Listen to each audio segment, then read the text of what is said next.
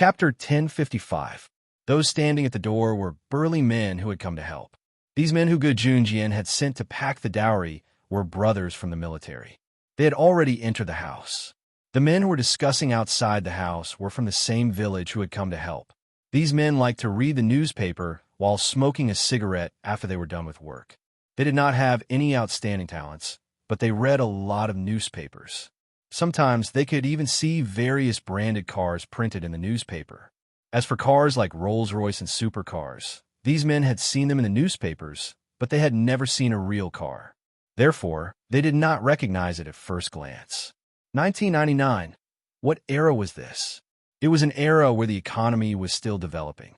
It was an era where some people could only send the bride to the groom's house with motorcycles.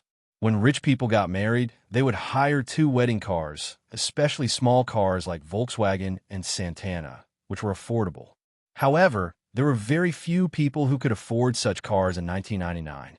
Those who were poor would either drive motorcycles or tractors to send the bride to her wedding.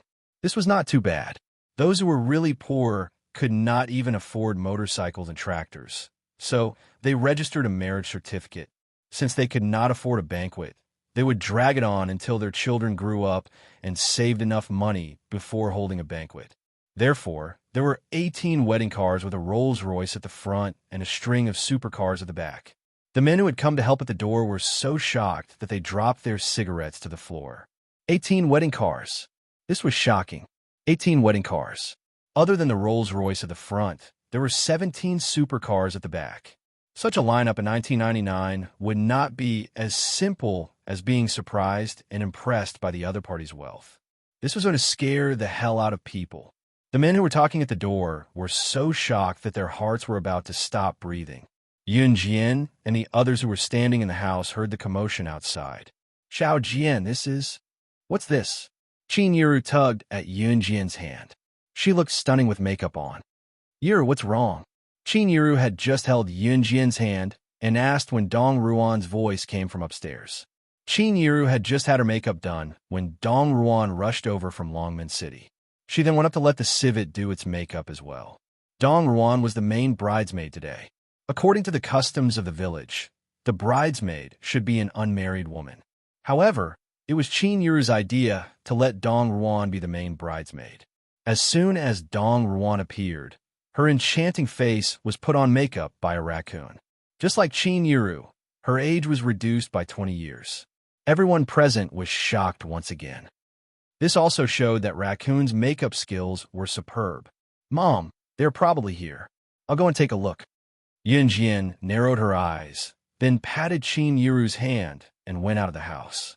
Seeing that Yun Jian had gone out, Yang Xiaochun and the other women, as well as many of the people present, scrambled to follow. At this moment, everyone walked out of the house and saw 18 decorated wedding cars parked at the entrance. These cars were brands that no one present had ever heard of. Hearing the men's exclamations outside the door just now, the women did not know what was so surprising about these cars. Yang Xiaochun went up to the men and asked, "What were you guys yelling about just now?" With so many cars, it was indeed very grand. These cars looked quite beautiful, but couldn't they be borrowed? What's there to be surprised about? In fact, Yang Xiaochun was already making a fuss in his heart. Chapter 1056. It was not a joke that there was not a single Rolls-Royce in the entire Longmen City. The year 1999 was an era where economic development was about to soar. In this era, the gap between the rich and the poor was gradually widening. In spite of this, Longmen City was still in a state of subsistence. In other words, there were not many people who were truly rich, and those who were rich did not have to spend all their wealth to buy a luxurious car like the Rolls-Royce that cost 4 to 5 million yuan. Therefore, there was not a single Rolls-Royce in the entire Longmen City. What did it mean when it appeared at Qin Yiru's wedding today? What? This car is so rare. It costs 5 million yuan? Yang Xiaochun was indeed shocked. Her eyes widened in surprise, but in the end, she still took a deep breath. Even if there was none in Longmen City, it did not mean that Yun Jian had bought it. Could she afford a Rolls-Royce worth 5 million yuan? Moreover, when newlyweds were getting married, Wedding cars were usually rented from car dealers. Ordinary families would borrow cars from people in the same village or their relatives or friends who owned cars. After the wedding, they would give a big red packet to their friends and relatives who had lent a car to them or people from the same village. Yang Xiaochun naively thought that the Rolls-Royce was rented by Yun Jian. But I think this car was rented from somewhere else. It cost 5 million yuan. How could she afford it? Yang Xiaochun grumbled inwardly. Just as she finished speaking, the burly man beside her glanced askance at Yang Xiaochun like he was looking at an ignorant and illiterate person. Rolls-Royce. Where did you rent it from? There are so many rich people in Longmen City, but we don't even have one. There was a pause before he continued. Besides, didn't Qin Yiru's daughter start New Cruise? Are you stupid? The company she owned, New Cruise, was a company that sold cars. It earned tens of millions of yuan in profit every year. She could earn so much in a year by selling cars in her own company. She could buy it herself. It's nothing. The burly man's words hit Yang Xiaochun right where her heart was. Yang Xiaochun thought that Yun Jian's New Cruise was a small company at most. However, never in her wildest dreams would she have thought that Yun Jian's New Cruise was a car seller. Annual profits of at least tens of millions? Was this a joke? A company like this could be ranked in the entire Longmen City. No, in the entire Zhe province. Oh my God, why'd she talk to Yun Jian like that before? Yang Xiaochun was filled with regret. Just as Yang Xiaochun was filled with regret, he got out of the black Lamborghini sports car. His tall and handsome figure attracted the attention of countless girls and women. However, his eyes were fixed on Yun Jian the whole time as he walked toward her. After he got out of the car, 4 figures got out of the Rolls-Royce and the other 3 limited edition sports cars. The 4 of them were so handsome that they could make anyone cry. All the men present deeply doubted their own appearance. These 4 people were the 4 leaders of Enhan. Adam, Immerse's son, Shuiying, Linwei. Today, the 4 leaders of Enhan were escorting Qin Yiru to the groom's house, Gu Yunjian's house. There had never been such a grand procession since ancient times. He had already come to Yun Jian under everyone's watchful eyes. Just as everyone thought that he would show off his sports car in front of everyone like many young lads of his age, he stood before Ce. Ce went to stand in front of Yun Jian and slowly held her hand. In front of everyone, he spoke in his rich male voice, "I'm sorry, but I'm sorry." Chapter 10:57. He was different from the usual guys. If he were a normal guy, he would probably be standing in front of the crowd to show off these 18 luxury cars proudly. His bragging would probably reach the heavens. Any youth in their adolescence or in their 20s would have a competitive mentality. Some young guys would even think that they had hit the jackpot and flaunt their prowess in front of the older generation, as if they were part of the new generation's fashion trend. The more handsome a person was, the more pretentious they were. Ce, however, was the complete opposite. There were so many sports cars parked behind him, and he was the one who drove them here. But he had no intention of showing off. Instead, he went to Yun Jian and spoke with such sincerity that it stirred her heart. There wasn't the slightest bit of sweet talk in these words, but it was enough to let everyone present feel his heart. His feelings for Yun Jian. Yun Jian's hand was gently held by Ce, and her heart fluttered when she heard his words. Yun Jian did not act pretentiously in front of everyone. Looking at Ce, she finally nodded in agreement. It was undeniable that Yun Jian was tempted. Good. Huh. Adam, who was here to spoil the mood, suddenly clapped his hands and cheered at this crucial moment. However, before Adam could finish his words, Immerse's son, who was beside him, raised his hand and knocked on his head. The corners of Adam's lips twitched before he shut his mouth. Adam had fully recovered from his injuries, and Lan Su did not need to support him anymore. Adam clapped his hands because he was excited just now. Their young master was planning to marry a young mistress. This was great, and Hun Group had a successor. However, Adam had no idea how much he had spoiled the mood with his action just now. Immerse's son could not be blamed for giving Adam a head-on blow. No one saw how pale Yang Xiaochun's face was at this moment. She had thought that Yun Jian was just the boss of a small company. After all, it was already an impressive feat for an underage girl to be the boss of a small company in this day and age. If Yun Jian was only the boss of a small company, she could only stand out among her peers and could not compare to the big bosses of Longmen City. However, she just found out that Yun Jian's company was actually one of the top companies in Jia province. More importantly, the Rolls-Royce that cost 5 million was actually Yun Jian's. Most importantly, at this moment, there was such an outstanding man who used a method that all women in the world would be envious of to confess to her in front of everyone. Yang Xiaochun also admitted that he was jealous. The bride is out. The bride is coming out. Just as Yang Xiaochun was clenching his fists in jealousy, someone shouted excitedly. Qin Yiru heard the noise outside, so she just came out to take a look. After all, it was not time to send the bride off yet. It was still morning, and the dowry had yet to be packed and sent to the groom's house. The time to send the bride off was later than when the dowry was packed and sent to the groom's house. It was currently set to be 3:30 p.m. What's wrong? Xiao Jian? Qin Yiru had just come out with Dong Ruan when she widened her eyes at the rows of super sports cars in front of her. Other than the first one, the rest are rented. Yiru, your daughter's really capable. Yang Xiaochun said sourly to the girl, indignant again. Chapter 1058. Out of the 18 wedding cars, one was a Rolls-Royce while the other 17 were supercars. All 18 of them were Yun Jian's dowry to Qin Yiru. This was the dowry that this girl, who was not even 18, had given to her mother. Everyone present was stunned. At this moment, it was as if a huge wave had struck their hearts, and they were filled with terror. It was just a Rolls-Royce, but it cost no less than 5 million Chinese yuan. 5 million Chinese yuan. To the people in 1999, in an era where wages were not high, such a dowry was rare even in the whole of Country Z, let alone Longmen City.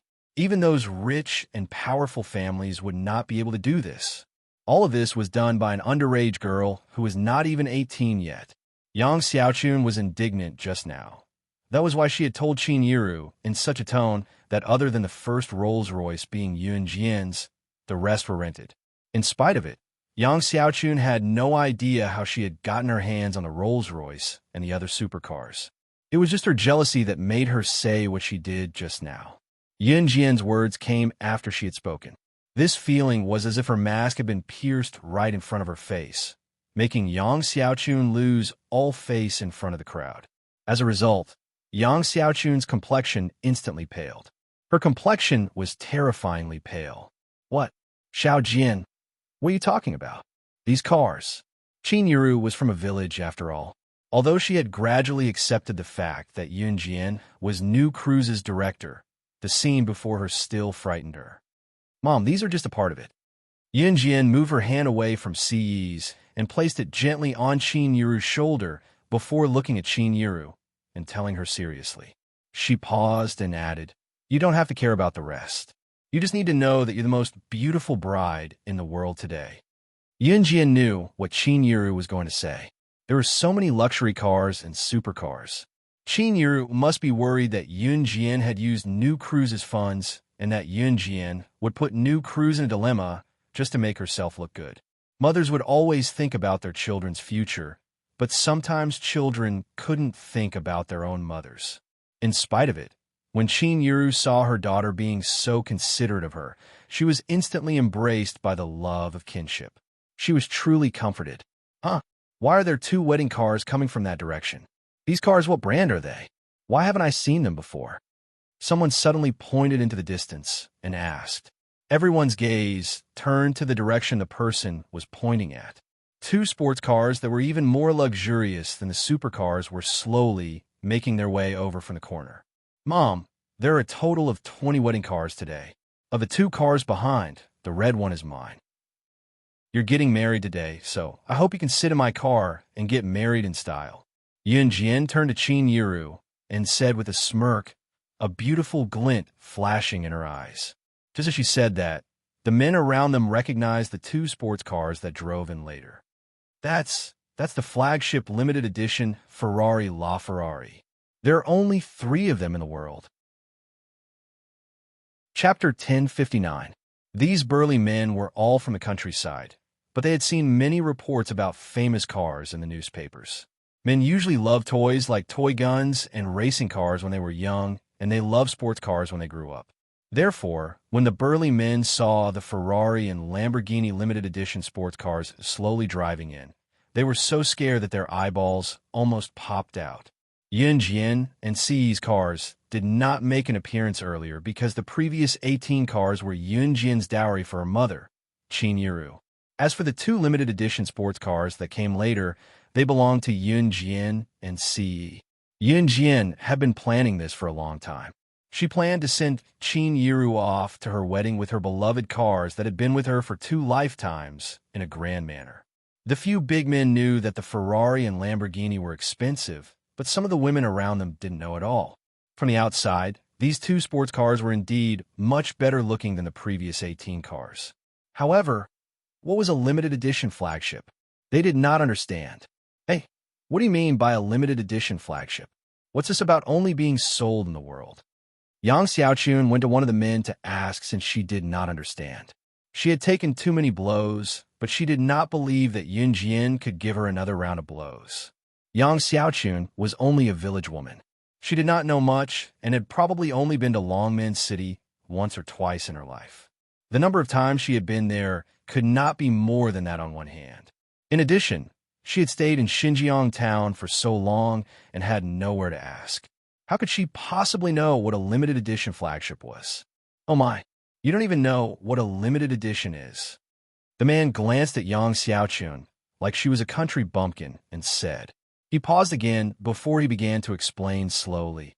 A limited edition product. The manufacturer only sells a few of the same product. Look at that Ferrari sports car. There are only 3 of them in the world. And that Lamborghini, there's only 1 in the world. How can a car like this not be expensive? It's priceless. You can't buy it even if you have money. Only those with power and influence can get it. When the burly man said this, his expression was already quite excited. However, the man's excited expression only made Yang Xiaochun's face turn paler and paler. What do you mean there are only 3 in the world? Only 1? Isn't this a priceless treasure? Moreover, only people with power and influence could buy it. Some people couldn't even get such a limited edition item, even if they had the money. When Yang Xiaochun heard the burly man's words, he almost fainted from fright. Amidst the hubbub around them, Yun Jian carefully held Qin Yiru's hand and walked into the house.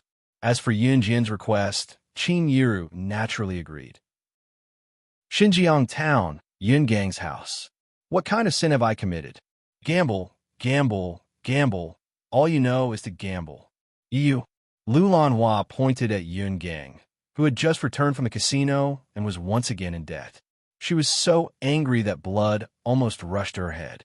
Ever since Yun Gang divorced Qin Yiru, he had been completely dispirited. Last time, he was caught by the casino and was threatened to cripple him if he didn't return the money. He even implicated Yun Zheng. Later, it was Yun Jian who stepped in to protect Yun Zheng and left Yun Gang to his own devices.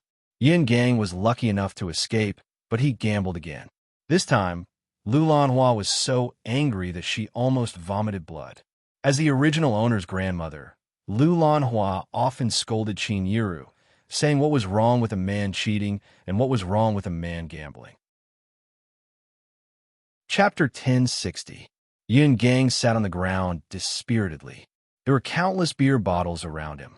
He knew that today was his ex-wife Qin Yiru's wedding. He had heard that today was his ex-wife's wedding, but he could only sit there indifferently. Actually, when he started gambling and had an affair, he felt that he had let Qin Yiru down. However, as a man who cheated on his wife for a long time, he naturally forgot about it. He had feelings for Qin Yiru, but as time passed and he was addicted to gambling, he forgot about it. Now that he thought about it, he still felt that he had let her down. Now that his ex-wife had remarried, he heard that she was a soldier and was very upright. Yun Gang thought that this was good too. He was already useless, so he should be the only one who was useless. They were living well. This was good.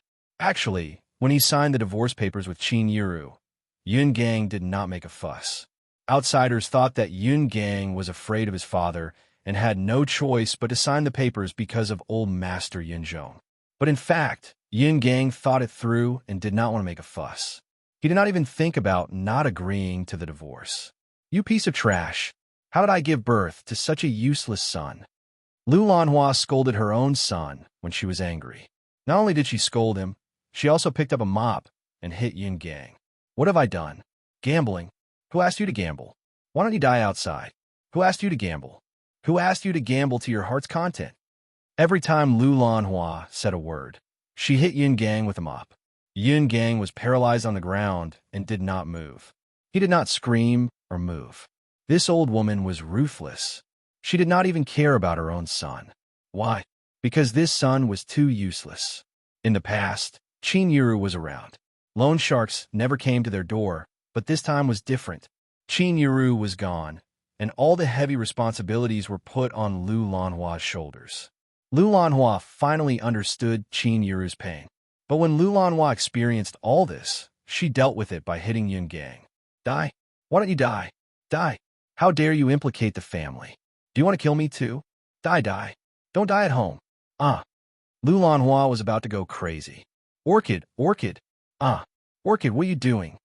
Seeing Lu Lanhua beating and scolding Yun Gang without treating him as a human, Lu Lanhua's only friend, who was about the same age as Lu Lanhua, rushed in from outside. Seeing this scene, she was so frightened that she hurriedly stopped Lu Lanhua from hitting Yun Gang. Seeing that, Lu Lanhua knew that she shouldn't air her dirty linen in public, so she stopped. "What's the matter?" Lu Lanhua asked quickly. Her expression was solemn, and the wrinkles on her face were clearly visible. "Orchid, don't you know? I just saw your ex-daughter-in-law remarry. Her daughter gave your ex-daughter-in-law 18 sports cars. A sports car. I heard that a car costs 5 million yuan. Also, the red carpet from Zhang Meihua's house all the way to the groom's house is 30 to 40 kilometers long. Io, how much did that red carpet cost? I think the scale of this wedding is one of the best in the country, let alone Longmin's city. No one can compare to it." The old woman was Lu Lanhua's friend. She had seen what Yin Jian had said and done at Zhang Meihua's house just now, so she hurried over to tell Lu Lanhua. "What?" The mop in Lu Lanhua's hand fell to the floor.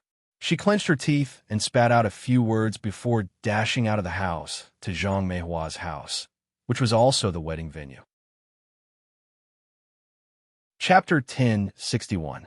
Yun Jian, who had not appeared in public for 2 years, was taller and more voluptuous than before. Her golden ratio was even more proportionate than before. Now that Yun Jian stood in front of everyone, she gave off a stunning vibe of disbelief that such a beautiful girl existed in this world. It was the innate aura of a king. No one could surpass or replace her. Yun Jian's appearance made Chun Dingling, who was dressed luxuriously and drove a red sedan, look like she was worth nothing in comparison. What Yun Jian said just now meant that she was mom. While everyone was still in shock, Yun Jian was already standing in front of Qin Yuru, calling out to Qin Yuru with a smile on her red lips. Qin Yuru was scared half to death by Chun Dingling's words just now. Now that she saw that Yun Jian was safe and sound, Qin Yuru's fear was suppressed. "Xiao Jian, I thought you." Qin Yuru grabbed Yun Jian. "I've indeed been missing for 2 years." Yun Jian interrupted Qin Yuru and said with pursed lips. Hearing Yun Jian's words, Qin Yuru's heart clenched. Her Xiao Jian had really been missing for 2 years? Why did she not know about it? Dad must have kept it from you because he didn't want you to worry. Besides, he's been sending people to look for me in the dark for the past 2 years, Yun Jian added quickly, afraid that Qin Yuru would misunderstand good Yun Jian. With these few words, Chun Dingling's plan to make Qin Yuru misunderstand Gu Junjian fell apart. At this moment, Chun Dingling's expression was extremely ugly. Now, Qin Yuru's daughter was back. She had just announced that Yun Jian was dead in front of everyone. In the end, Yun Jian was back right after she said that. Chun Dingling shuffled her feet and was about to slip away when she was stopped in her tracks by Yun Jian's shout. "Stop right there." Yun Jian's voice carried an absolute aura, stunning Chun Dingling, who was about to flee. Do you need me to send you to hell if you wish for someone to be dead so much? Yun Jian's frightening voice rang out, causing Chun Dingling to sweat from her forehead. Chun Dingling's makeup was ruined by her sweat. Since you know that I've been to a hunting school, I don't mind telling you that I can kill people, Yun Jian said with a smirk. Chun Dingling was so scared that she scrambled out of the flower shop. Chun Dingling, who had been envied by everyone just now, was now rolling and crawling away as if she had been injected with chicken blood. Yun Jian was in a good mood, so she did not make a fuss. Yun Jian had a lot to tell Qin Yiru, since she had just gotten home. Mom, let's go home, Yun Jian said to Qin Yiru. Oh, okay, Qin Yiru answered. Qin Yiru cooked a sumptuous dinner that filled Yun Jian to the brim. Ge Junjian rushed home when he heard that Yun Jian was back. Ge Junjian breathed a sigh of relief when he saw that Yun Jian was back safe and sound.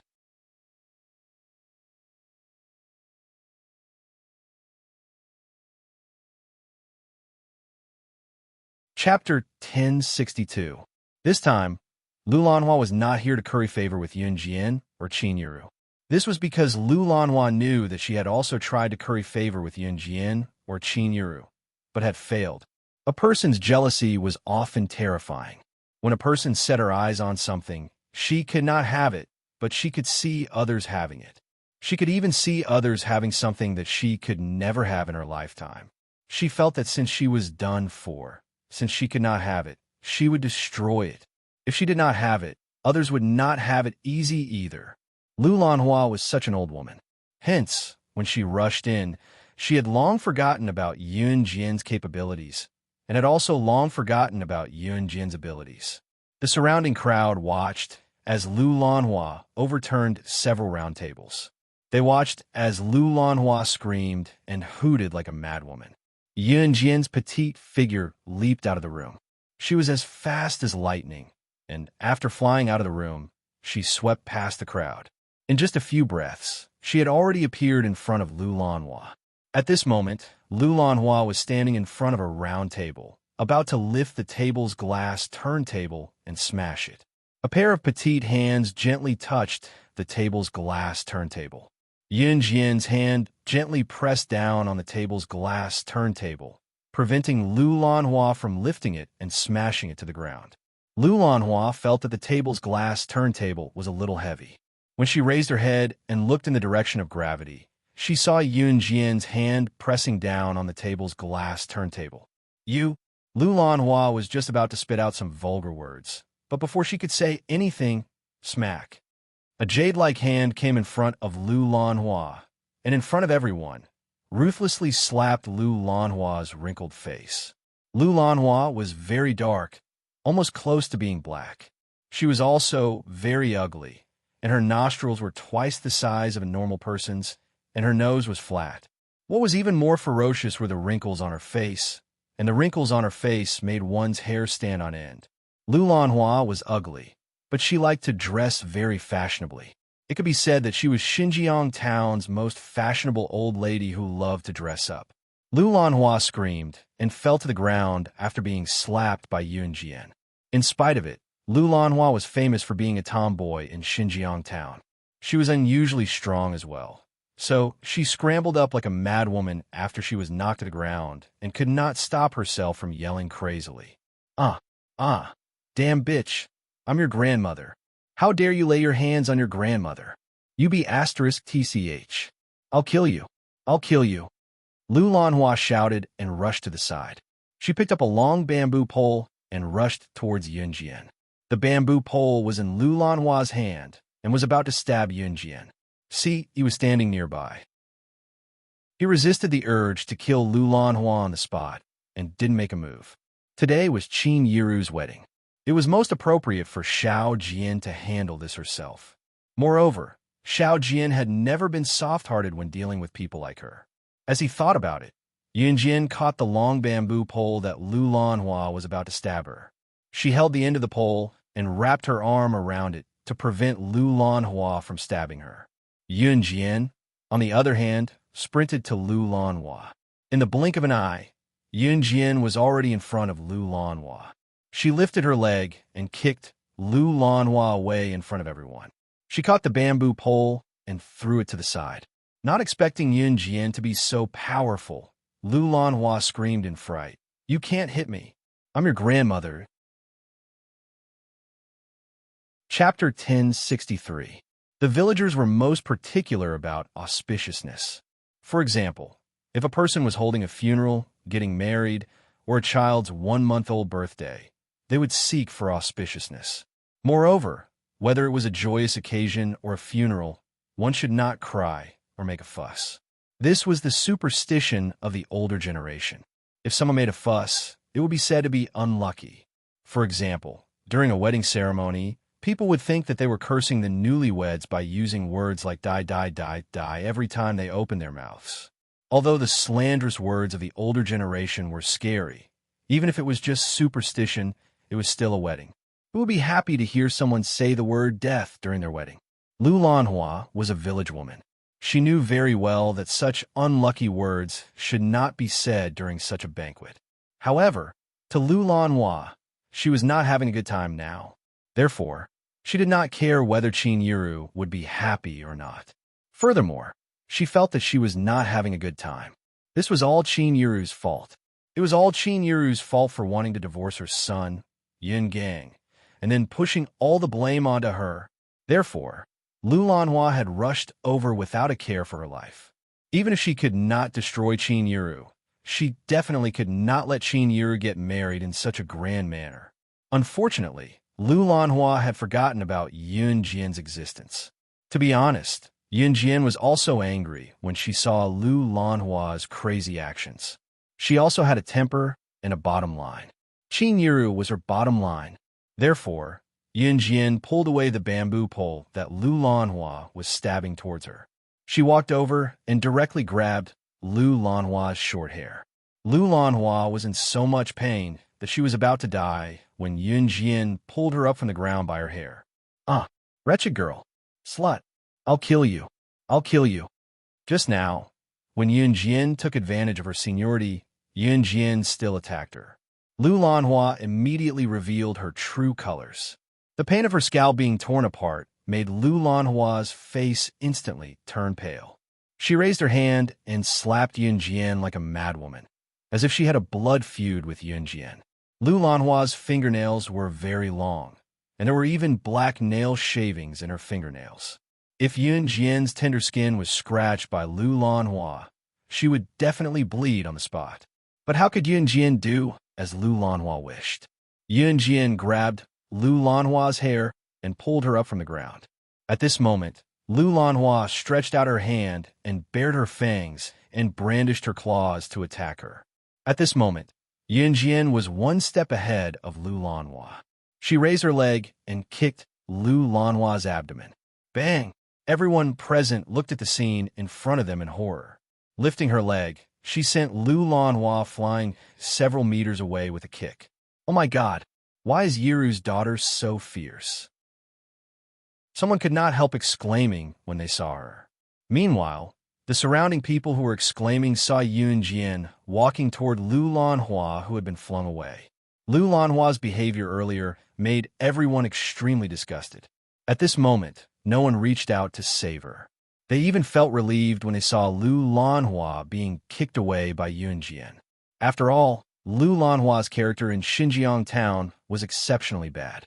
She even quarreled with someone. At this moment, Yun Jian strolled toward Lu Lanhua. She walked slowly to Lu Lanhua and kicked Lu Lanhua's abdomen before Lu Lanhua rolled and tried to stand up. Then, she bent over slightly and stared straight at Lu Lanhua with her murderous eyes. As she spoke, she even reached out to pat Lu Lanhua's cheek. Chapter 1064. Yun Jian's words were strange, and everyone's ears shuddered when they heard it. Lu Lanhua had a bad reputation in Xinjiang town.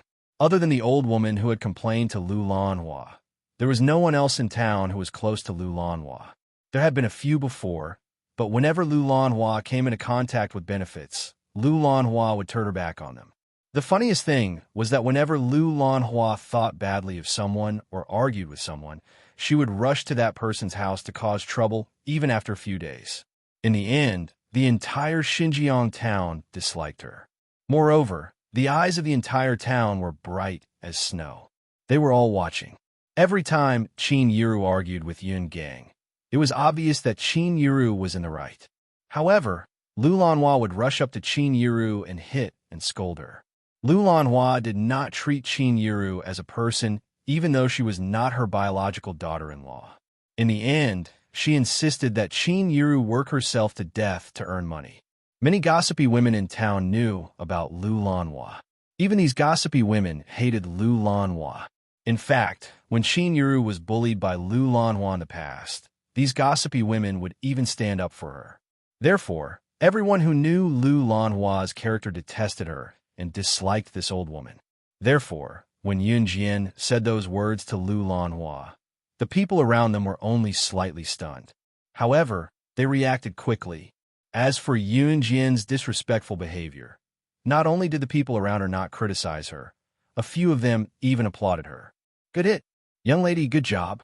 An old woman in her 40s pointed at Lu Lanhua, who was being stepped on by Yun Jian, and shouted fiercely. This old woman had gotten into an argument with Lu Lanhua before, and it had caused a huge commotion in Xinjiang town.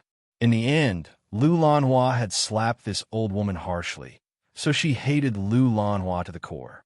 Yun Jian did not care about the reactions of the people around her. She patted Lu Lanhua's cheek and said those words. Although Lu Lanhua was afraid, she felt that Yun Jian wouldn't dare to do anything to her, so her tone was vicious. Damn girl. Damn bitch. How dare you treat your own grandmother like this? Huh? You're a bastard. You heartless bastard. Would I have been able to give birth to you without you? Huh? Without me, there would be no you. You grown up. Now that you've grown up, you're not even paying for your grandmother's pension. Oh heavens! How could there be such an unfilial descendant? Now that you've grown up, you've forgotten your grandmother. Today, he even wanted to murder his own grandmother. Where's the justice? Lu Lanhua struggled with all her might, but was unable to stand up. She began to take advantage of her seniority and began to wail loudly. That scream was so loud that it sounded like Yun Jian had really done something to her. Pa! Just as Lu Lanhua was crying, Yun Jian slapped Lu Lanhua's face. Lu Lanhua was flung hard. Oh heavens! Oh heavens! Are you all dead? There's someone bullying the elderly here, and you're just watching without helping. I curse you all to go to hell. Lu Lanhua saw that no one came to help her, so she began to mumble to herself. Just as she shouted, Yun Jian took out a butterfly knife from her pocket. She nimbly swung the butterfly knife a few times and pointed it at Lu Lanhua. If you shout again, I'll kill you. Lu Lanhua suddenly saw the knife and was so frightened that she took a deep breath. But when she thought about how there were so many people around, would Yun Jian really dare to kill her? She definitely wouldn't. Thus, Lu Lanhua became even more impudent. Come on, come if you have the guts. I don't King believe that you dare to lay a hand on your grandmother. Before she finished speaking, Yun Jian had already grabbed the butterfly knife and stabbed it at Lu Lanhua. Chapter 1065. The old woman, Lu Lanhua, was extremely detestable. Everyone present wanted to get rid of her as soon as possible. What shocked everyone was not that Yun Jian, as a granddaughter, could do such a thing to a grandmother. Anyone would have hit Lu Lanhua if they were in her shoes. But Yun Jian had taken out a knife? Everyone present was thinking that Yun Jian had taken out the knife just to scare Lu Lanhua. Lu Lanhua was naturally afraid of death. She dared to provoke Yun Jian because she was confident that Yun Jian would not do it herself. Even if Yun Jian's talent was terrifying, even if she was the director of new crews, but she was just an ordinary girl. She was still underage. How could a normal girl hold a knife and attack a person without batting an eyelid? She was not an assassin or a secret agent. How could she be so calm when she saw blood? A normal person would be scared to death when they went to the hospital for a drip. Some would even faint when their blood was drawn. Even if Yun Jian was different from others, she was still an underage girl. Just as everyone thought of that, they felt a tug in their hearts. Everyone saw Yun Jian grab the butterfly knife and stab it down. She pressed it against Lu Lanhua's cheek and pressed it in. The knife pressed into Lu Lanhua's wrinkled cheek. The butterfly knife was very sharp. Yun Jian specifically chose sharp knives to attack. Therefore, when a knife pressed slightly into Lu Lanhua's cheek, Lu Lanhua's face was cut open. Blood slowly dripped from Lu Lanhua's cheek along the blade of the butterfly knife and splattered on the ground. B** Tisich, how dare you touch your own grandmother? Aren't you afraid of divine retribution? Although Lu Lanhua was a tomboy, she was still a cowardly old woman who bullied the weak and feared the strong. The knife in Yun Jian's hand really stabbed into her cheek. She immediately rolled around and screamed. Yun Jian was quick to act. She stabbed the butterfly knife into Lu Lanhua's face, and soon, Lu Lanhua's skin was split open. At the same time, Yun Jian's faint but frightening words came out of her mouth. This stab is a gift in return for what you did to my mother. Today, I'll give it to my mother as a dowry. Could this be used as a dowry? Everyone present was shocked by Yun Jian's words, and their mouths twitched. However, based on Lu Lanhua's attitude toward Qin Yuru back then, this stab was really enough to vent her anger. This stab could be considered as helping Qin Yuru vent her anger. Qin Yuru had come out of the house not long after Lu Lanhua had come over to cause trouble. However, when she saw Yun Jian hitting Lu Lanhua, she did not stop her. She was no longer the weak Qin Yuru who did not allow Yun Jian to fight back when Lu Lanhua attacked Yun Jian. Moreover, Lu Lanhua dared to do this to Yun Jian and was about to stab her with a bamboo pole just now. Forget about Yun Jian hitting Lu Lanhua. Even if Yun Jian did not, Qin Yuru would not let Lu Lanhua bully them again, even if she had to risk her life. The crowd was shocked by Yun Jian's words just now. Just as they came back to their senses, they saw Yun Jian giving Lu Lanhua another hard slap with the side of her face, slamming Lu Lanhua, who was jumping up and trying to break free, to the floor again. After slapping Lu Lanhua to the floor, Yun Jian waved the butterfly knife and slashed Lu Lanhua's face again. At the same time, Yun Jian's words rang again. This stab is a gift in return for messing up my mother's wedding today. There was a pause before she continued. If you continue to cause trouble, I won't be stabbing your face, but Yun Jian's voice trailed off abruptly. Chapter 1066. Oh my God! Oh my God! When everyone saw Yun Jian plunging the knife into Lu Lanhua's head for real, their faces paled in fright.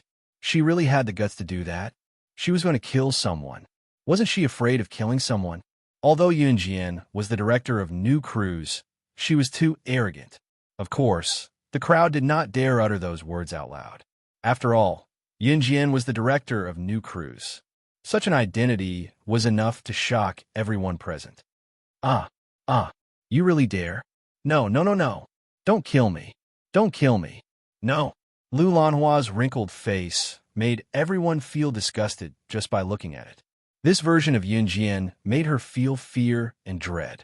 However, just as the crowd reacted violently, the butterfly knife in Yun Jian's hand was already plunging into the center of Lu Lanhua's forehead. Lu Lanhua was so frightened that her face turned pale. She shut her wrinkled face in an instant, unable to struggle free. After she closed her eyes, her entire body trembled. The villagers from afar saw the butterfly knife in Yun Jian's hand as she plunged it vertically into Lu Lanhua's head. The knife was sure to slice Lu Lanhua's head in half. The moment her skin and flesh split open, Yun Jian suddenly turned the knife around and slid the blade across Lu Lanhua's head. She only scraped off a layer of black flesh from Lu Lanhua's head. At that moment, other than Ce, who was not far away, no one saw Yun Jian staring at Lu Lanhua's eyes. Her X-ray vision on Lu Lanhua's eyes had a clear, yet blurry luster. At the same time, in the eyes of the crowd, Lu Lanhua's head was merely scraped. What Lu Lanhua saw, however, was Yun Jian stabbing the woman's head with the knife and breaking it in half. Hypnosis. Yun Jian had used hypnosis on Lu Lanhua. Therefore, What Lu Lanhua saw was Yun Jian stabbing her in the head and her being stabbed to death by Yun Jian.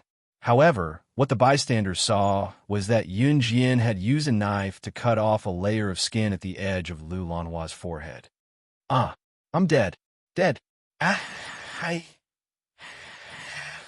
At the last moment when she saw the illusion, Lu Lanhua's legs trembled and her eyelids rolled.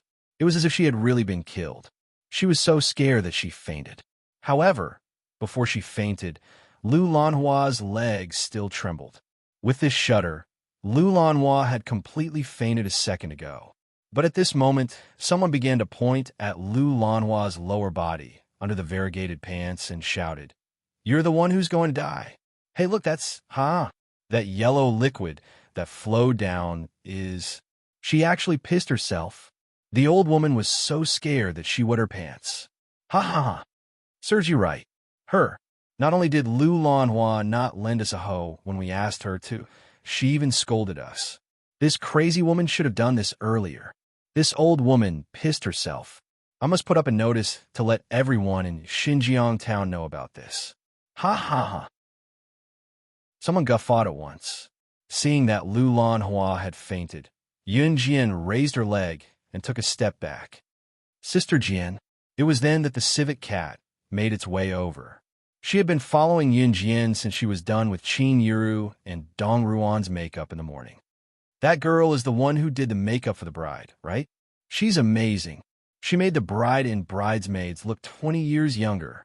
The bystanders began to babble when they saw Civet. Civet was already standing in front of Yun Jian. Yun Jian pointed at Civet, who had fainted on the ground in front of everyone. Chapter 1067. Although the raccoon had a baby face and looked very young, she was actually very strong. Raccoon grabbed Lu Lanhua's collar and lifted the unconscious Lu Lanhua up. He then dragged her out of Zhang Meihua's house.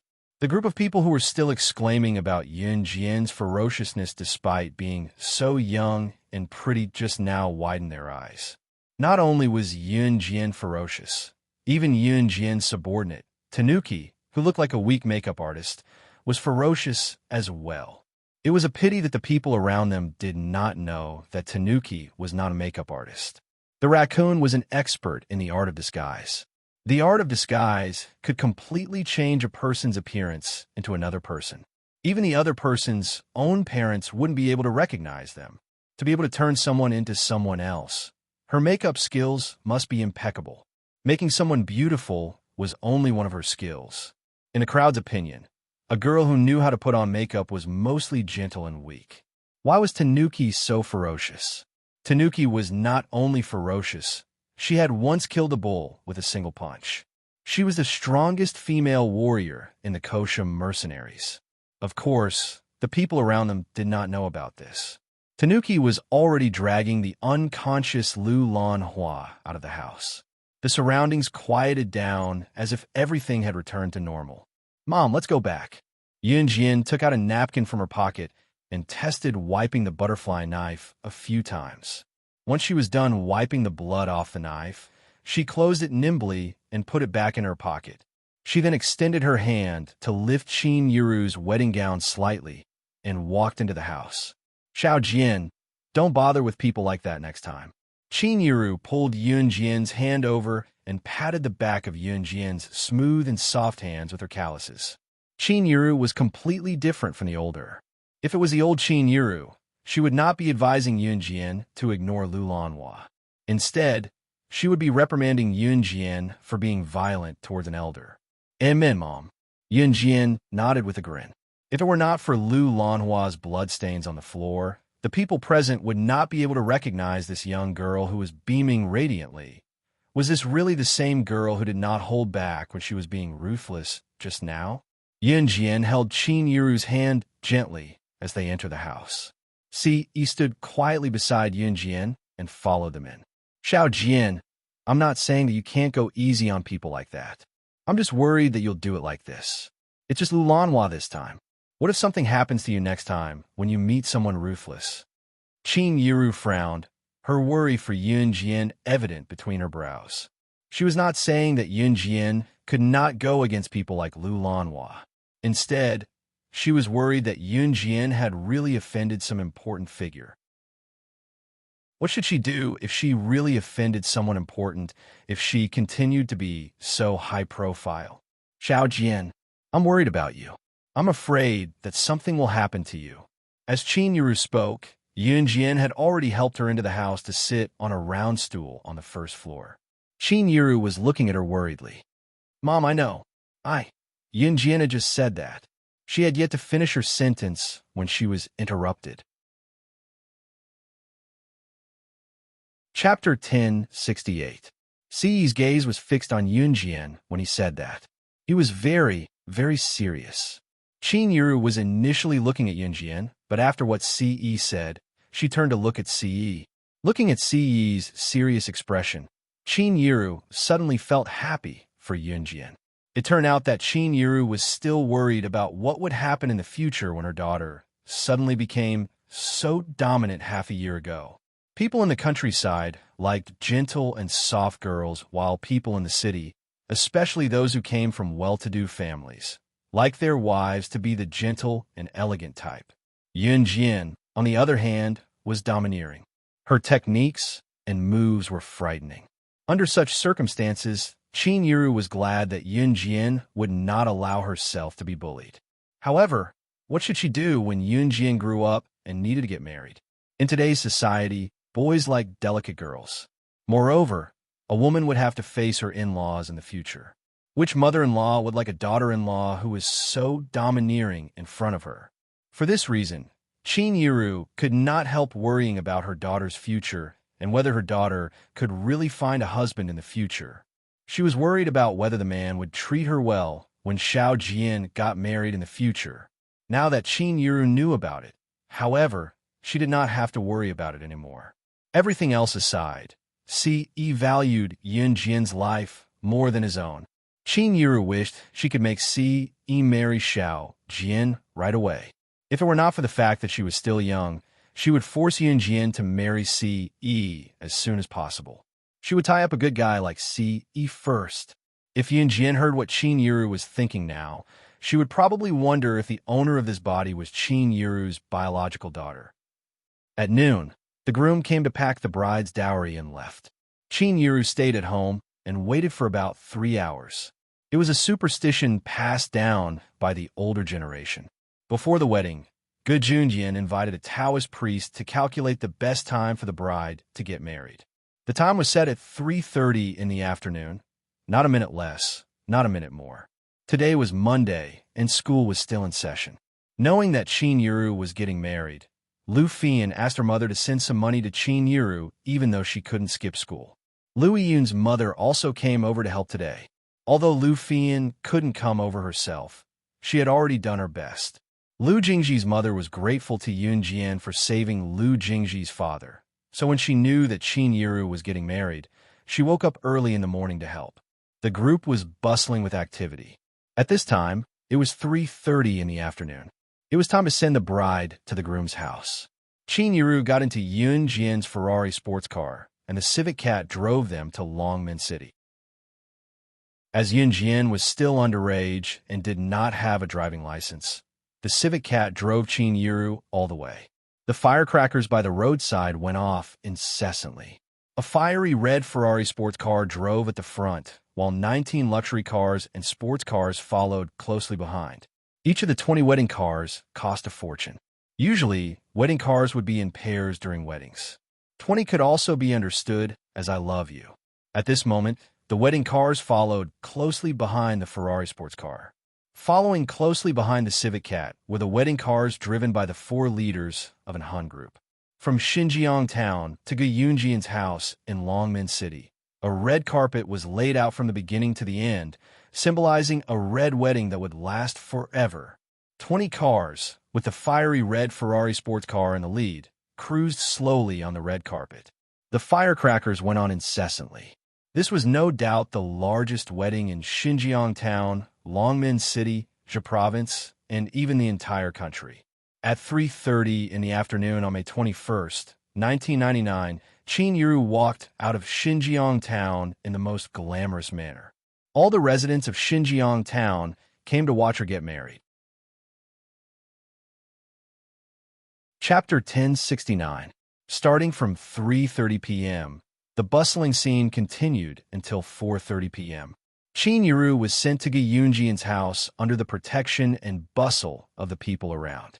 Sending her from Zhang Meihua's house in Xinjiang town to Gu Yunjian's house was just a formality. After the bride was sent off, she would usually spend the night at the groom's house before going to the hotel at night. Of course, the bride would usually change out of her heavy white wedding gown before going to the hotel. Once Qin Yiru arrived at Gu Yunjian's house and the formality was over, she changed out of her heavy white wedding gown in Gu Yunjian's house and put on a bright red cheongsam that she wore during the wedding banquet. The bright red cheongsam had an ancient charm to it. Qin Yiru's figure was already very slender, and cheongsams were usually worn by women who had a rather outstanding figure. The cheongsam, which was neither too big nor too small, fit Qin Yiru just right. Yun Jian did not accompany Qin Yiru to Gu Yunjian's house, but went straight to Tranquil Rhythm Hotel instead. Qin Yiru's visit to Gu Yunjian's house was just a formality. After the formality, the main wedding ceremony would be held at Tranquil Rhythm Hotel. The guests would usually arrive at Tranquil Rhythm Hotel and have a meal first before the bride and groom arrived later. It was only after the wedding ceremony that the guests would drink with them. Yun Jian sent the civet cat to follow Qin Yiru. After all, Qin Yiru was wearing makeup now, and it could fall off at any time. With the civet cat following her, she could fix it if necessary. Yun Jian and Si Yi returned to Longmen City in Adam's sports car, while Si Yi drove. Just as they returned to Longmen City, Si Yi parked the car in front of Tranquil Rhythm Hotel. Yun Jian opened the car door smoothly and saw three figures just as she got out. Qin Yu was walking over with Gun Yinji while Yun Yi was beside her. "Behave yourself." Qin Yu pinned Gun Yinji down and muttered in a muffled voice, even patting Gun Yinji's restless body. "Fine, fine." Gun Yinji pouted and squirmed a little before falling silent. Gun Yinji had been locked up by Qin Yu ever since she failed to assassinate Yun Jian.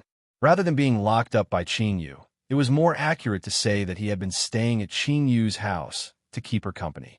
Today was Qin Yiru's wedding, so Gun Yinji was brought along by Qin Yu to attend the wedding. "Sister Jian," Qin Yu called out softly as she stood in front of Yun Jian after suppressing the thrashing Gun Yinji. "Yes." Yun Jian narrowed her eyes and glanced at Yun Yi. "Brother." Yun Yi also responded. Then, the few of them walked towards the Clear Rhythm Hotel. Just as they reached the entrance of the hotel, Yun Yi dragged Si Yi away with a grin. The reason was that there were still some decorations to be done at the wedding venue. Any later, and the guests would have arrived. Yun Yi was too busy, so she dragged Si Yi away. Yun Jian did not know what Yun Yi had whispered to Si Yi. Since they were far away and she did not have good hearing, she only saw Yun Yi whispering something into Si Yi's ear before Si Yi looked at her with a smirk for a few seconds before he left with Yun Yi willingly. Yun Yi dragged Si Yi to help. Just as Yun Jian was about to step into the hotel, a familiar female voice came from behind. "Sister Yinju." Yun Jian did not need to turn around and know who it was, but she still turned sideways. Chapter 1070. Miss Lu was holding her husband with one hand and her son with the other. She stared at Yun Jian expectantly. It was Yun Jian's mother's wedding today, and her first time having dinner at a 4-star hotel. So Miss Lu put on makeup and wore her prettiest outfit before she left. Her heart was brimming with joy when she thought about how she would be having dinner at a 4-star hotel like Qin Yun Hotel, like a rich lady. Peeking in Yun Jian's direction, she saw Qin Yu standing beside Yun Jian and Gun Yinji, who was held by the latter. Miss Lu had never seen Qin Yu and Gun Yinji before, so she had no idea how they were related to Yun Jian. Therefore, to show her goodwill or to make her presence known to Yun Jian, Miss Lu flashed a rather fake smile and looked at Yun Jian, asking in a pretentious tone, "What's the matter? Sister Yinju, where's Yinju? Why isn't he here?" After a moment of silence, Miss Lu continued to speak to please Yun Jian. "Yinju is such a sports kid. Where did he run off to play again?" Miss Lu knew that Yun Jian doted on her younger brother, so she said that to match the topic with Yun Jian. It had to be said that Teacher Lu was a very smart person. Of course, Yun Jian did not know that before Miss Lu praised Yun Jian for being a sports kid, Miss Lu did not know that Yun Jian was an advanced special forces soldier. There was once when Xiao Yunju moved a little too much in class and was scolded by Miss Lu for having ADHD. He was even punished to stand outside the classroom. Xiao Zhu isn't here yet. I have something to do. Help yourself. Yun Jian turned to look at Miss Lu and said coldly after a pause. Then, she walked into the hotel with Qin Yu, who was holding Gunyinji down. Hey, Yunju Jiejie. Miss Lu wanted to say something, but Yun Jian had already entered Tranquil Rhythm Hotel. It was obvious that Yun Jian had no intention of paying attention to her. Teacher Lu stood where she was, and a few passers-by looked at her strangely. This made Teacher Lu very unhappy with Yun Jian. Even after watching Yun Jian walk into Qingyun Hotel, Teacher Lu still stood on the spot and discontentedly ridiculed. Tisk, isn't he just an advanced special forces soldier? Wasn't it just because he was slightly valued by the military and had some fame now? Do you think you know some big shot? If you have the guts, go and get acquainted with some big shot. Youngsters nowadays are getting more and more arrogant. It was because Yun Jian had already walked into Tranquil Rhythm Hotel and disappeared from their sight that Miss Lu spoke in a menacing tone. Honey, don't be angry. Why are you fighting over that kind of person? Your health is more important. Teacher Lu's husband comforted Teacher Lu softly. Teacher Lu's husband was the typical kind of weak and incompetent person. He hadn't found a proper job and relied on the school's meager salary to get by. Teacher Lu was living off a woman at home. When Teacher Lu heard this, she felt very comfortable. That's right. Yunju's sister, Yun Jian, was only an advanced special forces soldier. What was so great about her? She didn't know any big shots. What was there to be proud of in front of her? As she thought about it, Teacher Lu swayed her hips proudly as she held on to her husband and pulled her son into Qingyun Hotel. At 4:30 p.m., most of the guests had just rushed over from their accommodations. Chapter 1071. Qin Yiru and Gu Junjian were getting married. Since there were many guests today, Yun Jian had booked the entire place. Qingyun Hotel was a 4-star hotel. It wasn't the biggest, but it definitely wasn't small either. At least the tables and chairs in Qingyun Hotel were enough to accommodate all the big shots from all over the world, including Qin Yiru and Gu Yunjian's relatives and friends, as well as some villagers who had kindly come to help with Qin Yiru's wedding. Currently, the three most important teams in Gusha mercenaries were the intelligence team, the assassination team, and the investigation team. Diana, Phantom Flame, and Phantom Lian were sitting at a round table with only bowls and chopsticks on it. The three of them were playing cards together in front of a round table with no dishes served. It's bomb. I only have one card left. Ha, you've lost. Before Yun Jian reached them, she saw the assassination team, leader Gay, Yin step on the stool without the slightest hint of femininity. She hooked her finger at Dai Annie and Gue Lian. Didn't we agree on 10 million? Hand it over. Gue Yan's smile had an enchanting charm to it. Yun Jian smirked and was about to walk over when Gun Yinji, who was being held down by Qin Yu, shouted, Ayo, stop pulling my hand, it's so sore. Hey, get her to loosen it up for me. Loosen it up, I won't kill you. I won't kill you. Gun Yinji's hand was being held down by Qin Yu like she was a criminal. Her hand was sore, so she shouted at Yun Jian. Yun Jian turned to look at Gun Yinji when she shouted.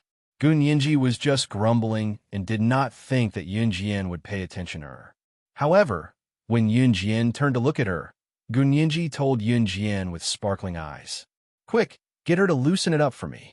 Why don't you just let me go? I'll go back to Yulong mainland. At most, I'll return the notice to the people on the Wind Cloud list and tell them that I won't kill you. I won't accept this mission. Can you do it?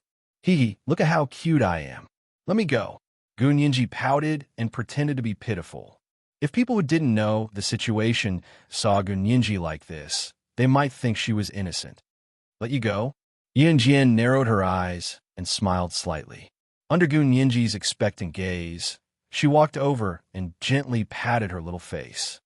Yes, yes, yes. Gu Nianji nodded her head up and down like a little rattle drum. Let you go? That's impossible, my cute little captive, Yun Jian said with a smile as she gently pinched Gu Nianji's tender cheeks. Not long after he finished speaking, a group of people walked in through the door.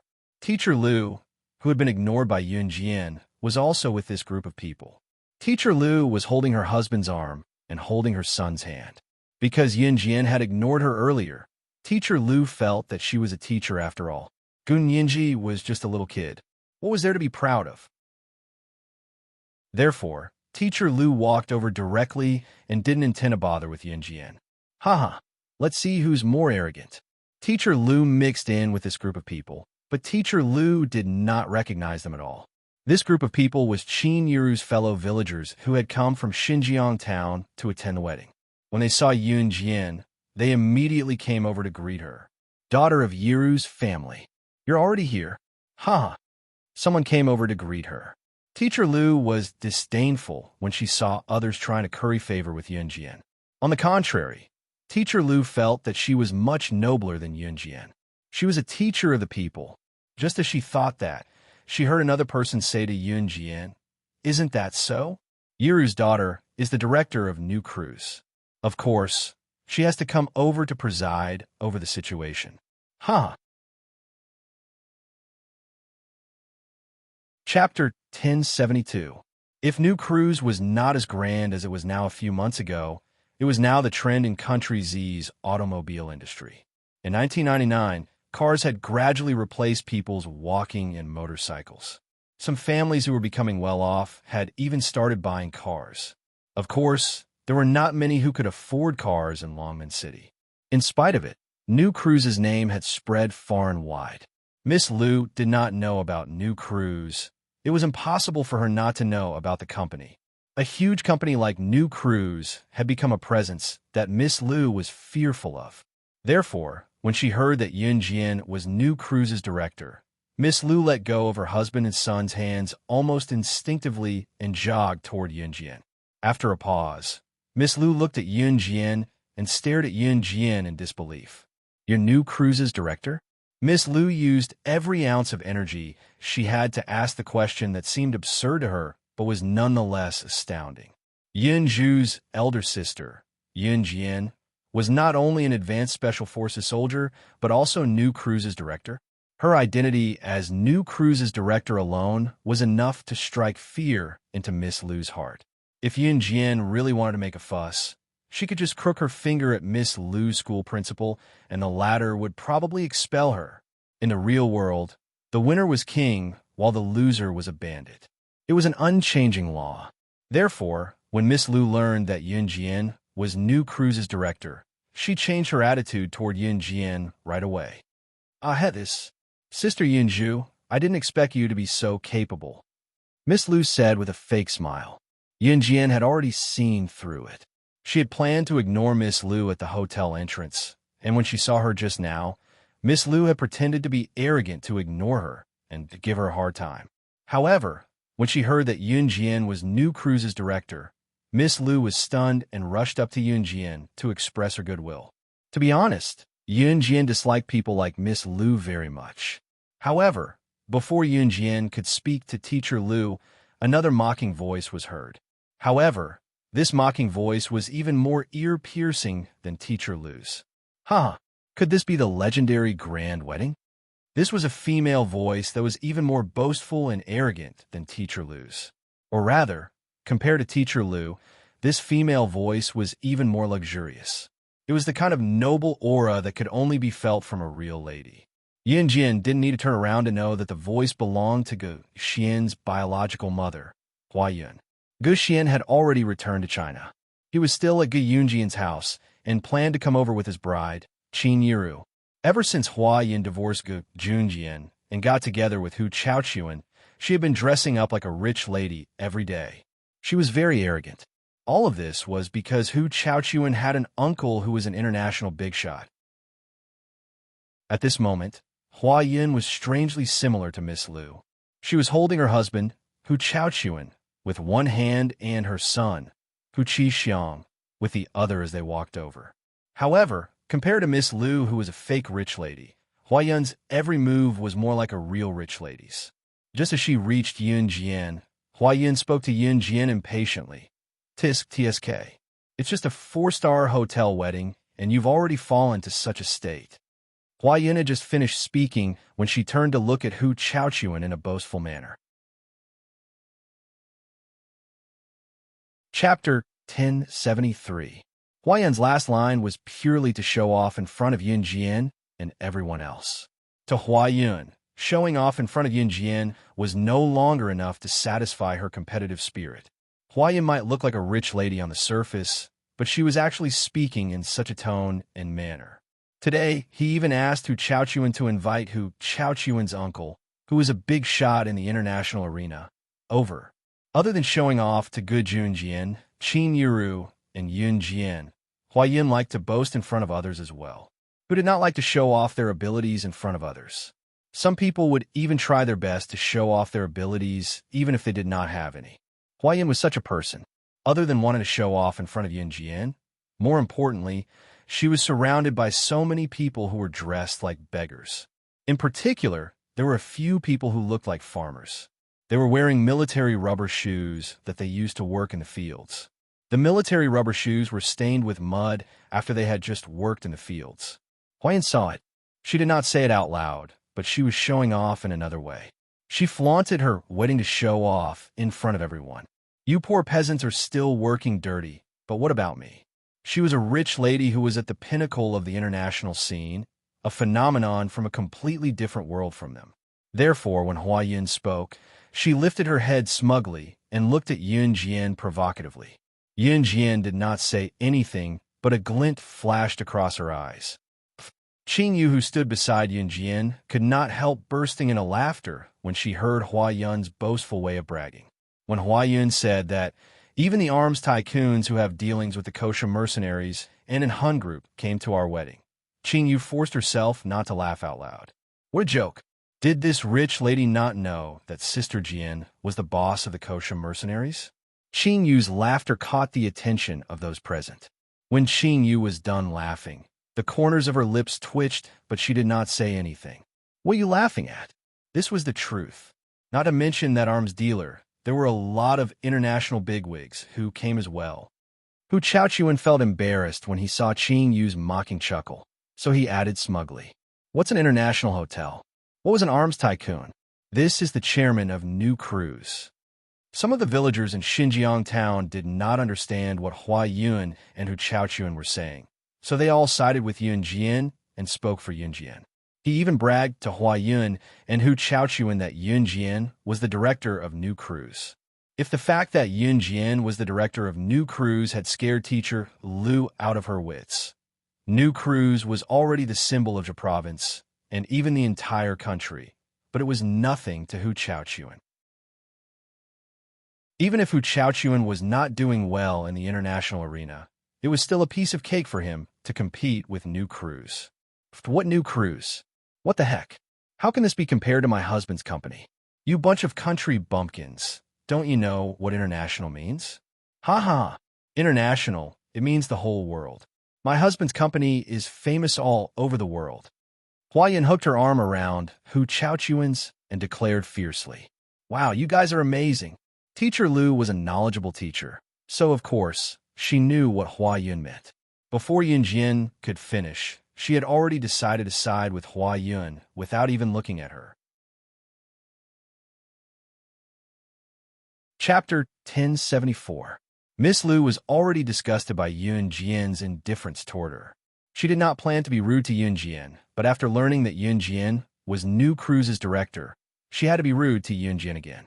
In spite of it, Miss Lu switched sides when she found out that Hua Yun and Hu Chaochuan were much more capable than Yun Jian. You guys are amazing. It's an international company. Oh my god. Teacher Lu moved closer to Hua Yun and tried to reach out to touch Hua Yun as she spoke. It was as if she wanted to express her goodwill. Hello. I'm a teacher from an advanced primary school in Longmen City. If it's possible, can we be friends? Miss Lu went up to her shamelessly. However, before his hand could touch Hua Yun's body, Hua Yun glanced at teacher Lu in disdain. Stay away from me. Country bumpkin. When Miss Lu extended her hand, she felt like she was a rich madam too. She had a feeling that she would become an enviable rich madam as well once she befriended Hua Yun. However, he was stopped by Hua Yun's disdainful voice just as he was about to do so. There is always a type of person in this world who thought she was amazing and would confidently extend her hand to someone who stood at the top of the trend to befriend them. Little did she know that she was as insignificant as an ant in the other person's eyes. In other words, if one had never helped others, what right did others have to befriend a lowly person like them? Miss Lu was such a person. She was confident that Hua Yun would acknowledge her when she extended her hand just now. In spite of it, Hua Yun did not even bother to look her in the eye. After Hua Yun said that to Miss Lu, she turned her gaze to Hu Chaochuan and blew him a kiss of love. She was already in her 40s, but she still spoke to Hu Chaochuan in a coquettish voice. "Hubby, is Uncle not here yet? Uncle went to park the car. He'll be here soon. Baby, wait a little longer. Don't rush." Hu Chaochuan patted Hua Yun's butt and said wickedly. Just as he finished speaking, everyone saw a strong and sturdy man walk in through the door. This man was probably in his 50s, close to his 60s, but from his appearance, he didn't look old. At most, he looked like he was in his 40s. This was Hu Chaochuan's uncle, Hu Batian. Hu Batian was from Country Z, but he had worked hard overseas. Now, he had made a name for himself and had transferred his nationality to Country M. As soon as Hu Batian walked in, Hu Chaochuan felt his aura change.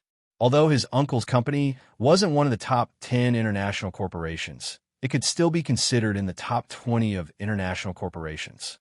It was a pity that the global multinational companies only ranked in the top 10. Even so, his uncle, Hu Batian, was still a very outstanding big shot in the world. "Uncle." When Hu Chaochuan saw Hu Batian, he called out confidently. Then, he turned his head and looked at Yun Jian as if she was an ant. He spoke to Yun Jian contemptuously and introduced her to everyone. "This is my uncle. My uncle's company is one of the top 20 international corporations in the world. My uncle's company is ranked within the top 20 in the world. Do you understand?" Hu Chaochuan was afraid that some of the people present wouldn't understand. So he even emphasized his introduction. That smug look on his face was as if he was afraid that others wouldn't know of his uncle's greatness. Only then did Hu Batian stand there arrogantly. Just as he stood there, he suddenly caught a glimpse of 3 figures not far away. Hu Batian's confidence and arrogance disappeared in an instant. Under Hu Chaochuan, Hua Yun, and everyone else's suspicious gaze, Hu Batian walked toward Diani and the other 2 who were playing cards. Yun Jian raised her eyebrows and curled her lips slightly. However, Hu Batian was already standing in front of Diani and the other 2. He looked at Diani and the other 2.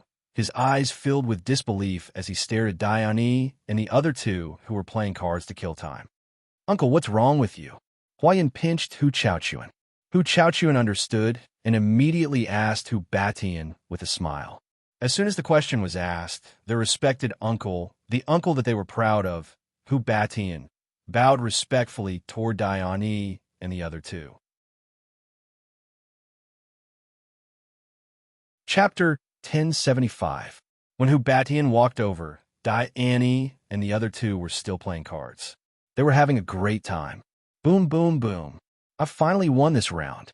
Haha, give it to me." Diani knocked on the table and extended her hand to Gai Yin and Gui Lien cheerfully. "Oh no, you took back the 10 million I just won. I don't accept this," Gui Yin said carelessly. With that, Gui Yin winked with a smile. She then turned to Gui Lien and said proudly, "But at least I didn't lose anything. I won 10 million from you just now, huh?" The 3 of them were having a great time playing cards, but they blatantly ignored Hu Batian. It was not as simple as ignoring them. Hu Batian even walked up to them and bowed respectfully, speaking to them in a respectful tone. However, Diani and the other 2 did not even bother to look at Hu Batian. Hu Batian was like a lump of air. He was blatantly ignored. Not far away, the crowd felt their hearts clench, especially those who were shocked by Hu Chaochuan's bragging about his uncle Hu Batian's aura. Hu Chaochuan said that his uncle Hu Beishan's company was among the top 20 in the world. What kind of concept was that? If New Cruise was already one of the top companies in Jia province and had a global presence, then Hu Beishan's company was an internationally renowned existence. The two of them could not be compared at all. Meanwhile, someone like Hu Batian was not someone the crowd could meet, even if they wanted to.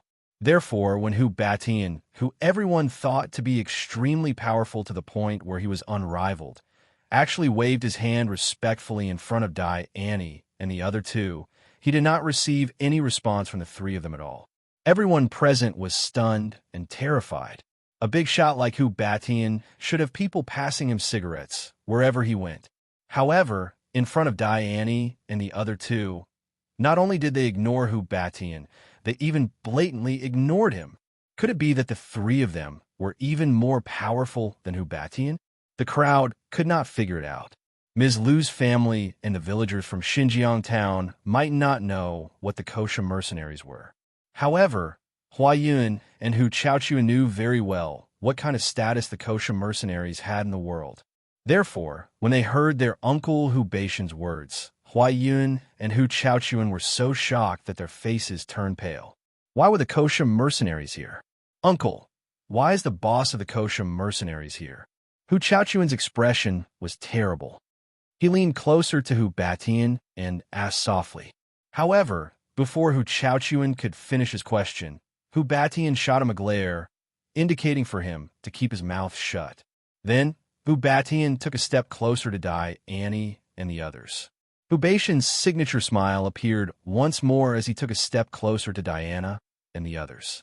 Then, he respectfully asked, "What brings the three of you to a small place like this today?" This respectful greeting still did not receive a response. Diani and the other two continued to play cards when they were needed. When the crowd saw this from afar, they had a feeling that the three of them had a powerful background. Chapter 1076. As soon as Yun Jian finished speaking, everyone present widened their eyes and looked at her, especially Hua Yun, Hu Chaochuan, and Hu Batian. The three of them knew the identities of Diana and the other two. They were the three team leaders of the Kosha Mercenaries executive team. To put it bluntly, the three teams under Diana and the other two were the symbol of the Kosha Mercenaries. Although Snake, Lizard and Tiger, Leopard had a higher status than Diana and the other two in the international arena, that was not the case. In fact, Diana and the other two were only less famous than Snake, Lizard and Tiger, Leopard.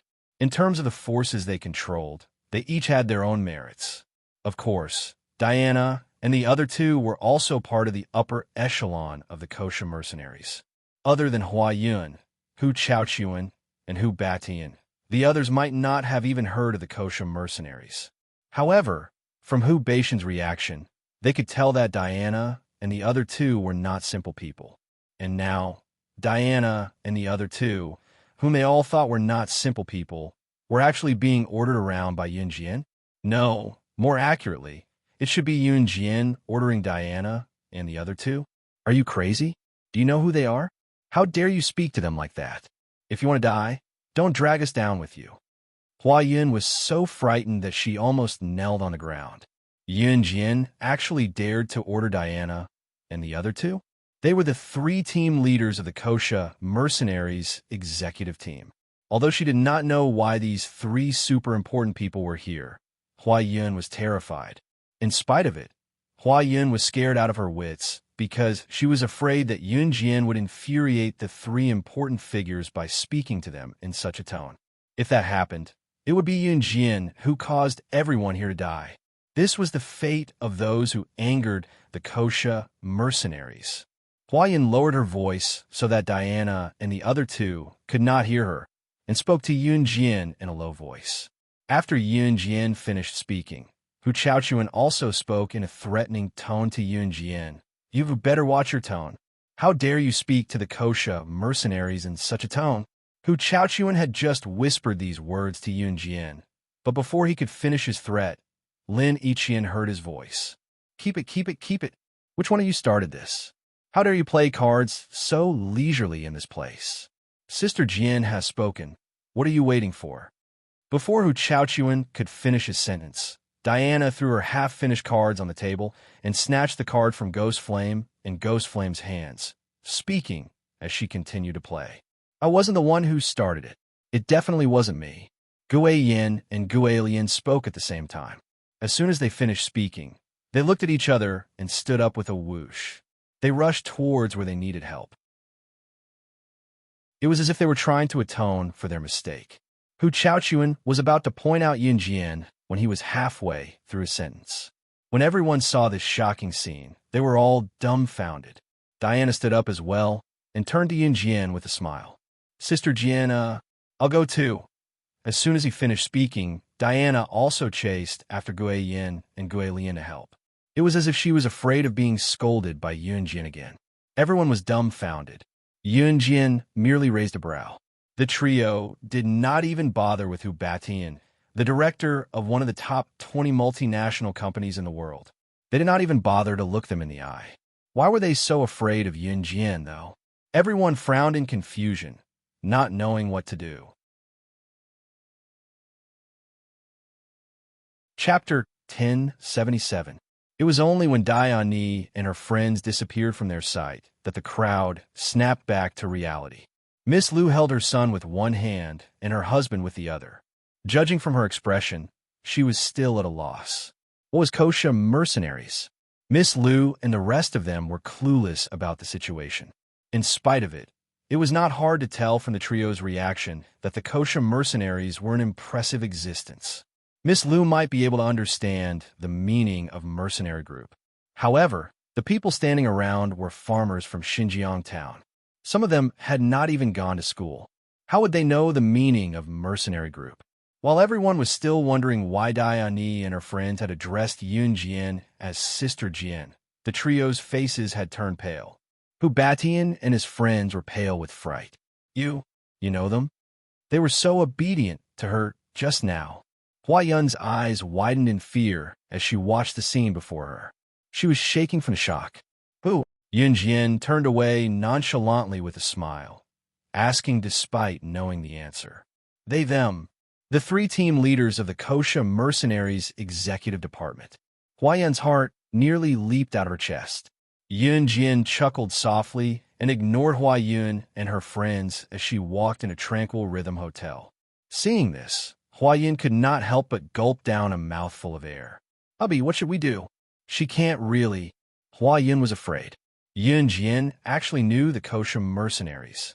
Even if Yun Jian had ordered the Kosha mercenaries around like what she did just now, Hua Yun did not think that Yun Jian was someone impressive. How could Yun Jian be someone impressive at her age? Panic. What's there to be afraid of? She's just a young girl. Can she go to heaven? Hu Chaochuan was scared as well, but he bellowed at his wife, Hua Yun, in a furious tone.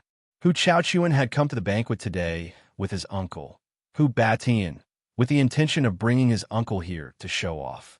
Within the top 20 international companies, with such achievements, not to mention being at the level of a super big boss in the world, even in Z country, people would fight to get close to such an existence. Coming to Zhe province's Longmen city with Hu Baishan status, he could be considered as someone who could do whatever he wanted. However, he did not expect that the three team leaders of the Kosha mercenaries would appear out of nowhere. Although Hu Chaochuan was also panicking, he still forced himself to pretend that he could keep his cool and scolded Hua Yun. Don't panic, Hu Batian said with a frown as he waited for Yun Jian to walk away. Yun Jian walked far away, but teacher Lu and her family were still standing at the entrance in a daze. Hu Baishan's sinister voice carried a hint of ruthlessness. But at this moment, he said, don't panic. She's just a kid in her teens.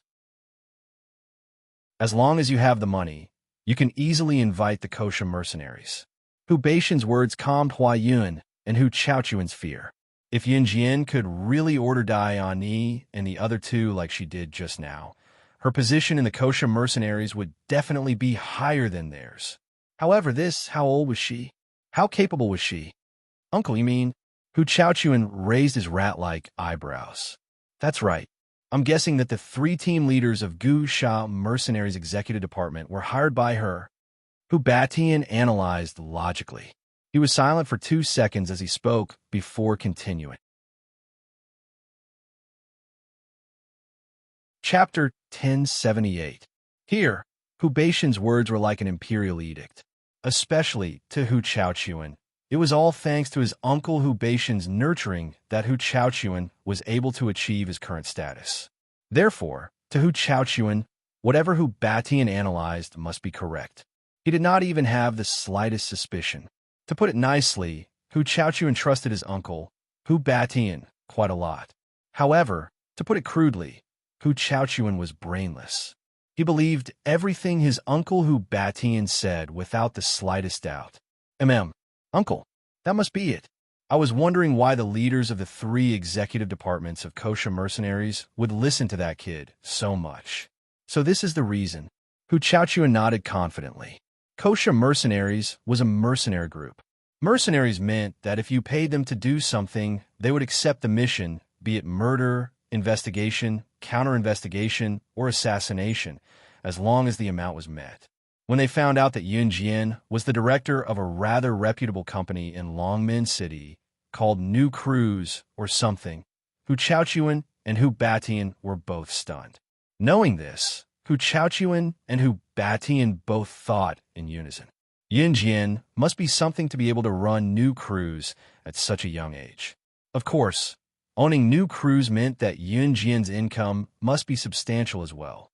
With a substantial income, it was not difficult for her to pay to invite the three executive department leaders of Kosha Mercenaries to suppress the crowd during Qin Yiru's wedding today. Of course, if Yun Jian really did spend the money to invite the three of them, Hu Batian would know the identities of the three executive department leaders of Kosha Mercenaries. They could put on this show with Yun Jian. However, they would not help her with more tasks or other trivial matters. This was the Kosha Mercenaries rule. That was why Hu Batian said, as long as we don't provoke them directly, everything will be fine. As long as they didn't directly provoke the Kosha Mercenaries' three executive team leaders. Even if they beat and scolded Yun Jian, the Kosha Mercenaries' three executive team leaders wouldn't do anything. Uncle, I got it. Hu Chaochuan said to Hu Batian as he held his wife's hand. All right, let's go in then. Hu Batian naturally assumed that the appearance of the three executive department leaders of the Kosha Mercenaries was the reason. So, he led Hua Yun and Hu Chaochuan into the hall. Inside the Clear Rhythm Hotel, the guests were gradually entering through the main entrance. Of course, those who came were Qin Yiru or Gu Yunjian's relatives and friends. As for the international bigwigs that Yun Jian had invited, they had yet to appear. Yun Jian kept an eye on Annie and her friends throughout the process as they helped Yunyi. It had been a long time since Diane and the other two had done such hard work. They had to set up the wedding ribbons in the middle of the wedding ceremony, as well as place the wedding candies that the guests would take away after they finished their dinner on the seats. Annie and her friends might be good at other things, but they had never done this kind of work in their entire lives. Sister Jian, you're making the three of us fly all the way here to do this? Annie picked up a wedding ribbon and looked at Yun Jian, who was not far away, helplessly. Cut the crap and do more work. You guys can have dinner earlier. Yun Jian crossed her arms in front of her chest with a grin. It was then that a group of well-dressed people came through the door. Judging from their aura, it was completely different from Qin Yiru and Gu Yunjian's relatives and friends. The entrance of these people felt like they had walked into an international upper-class banquet.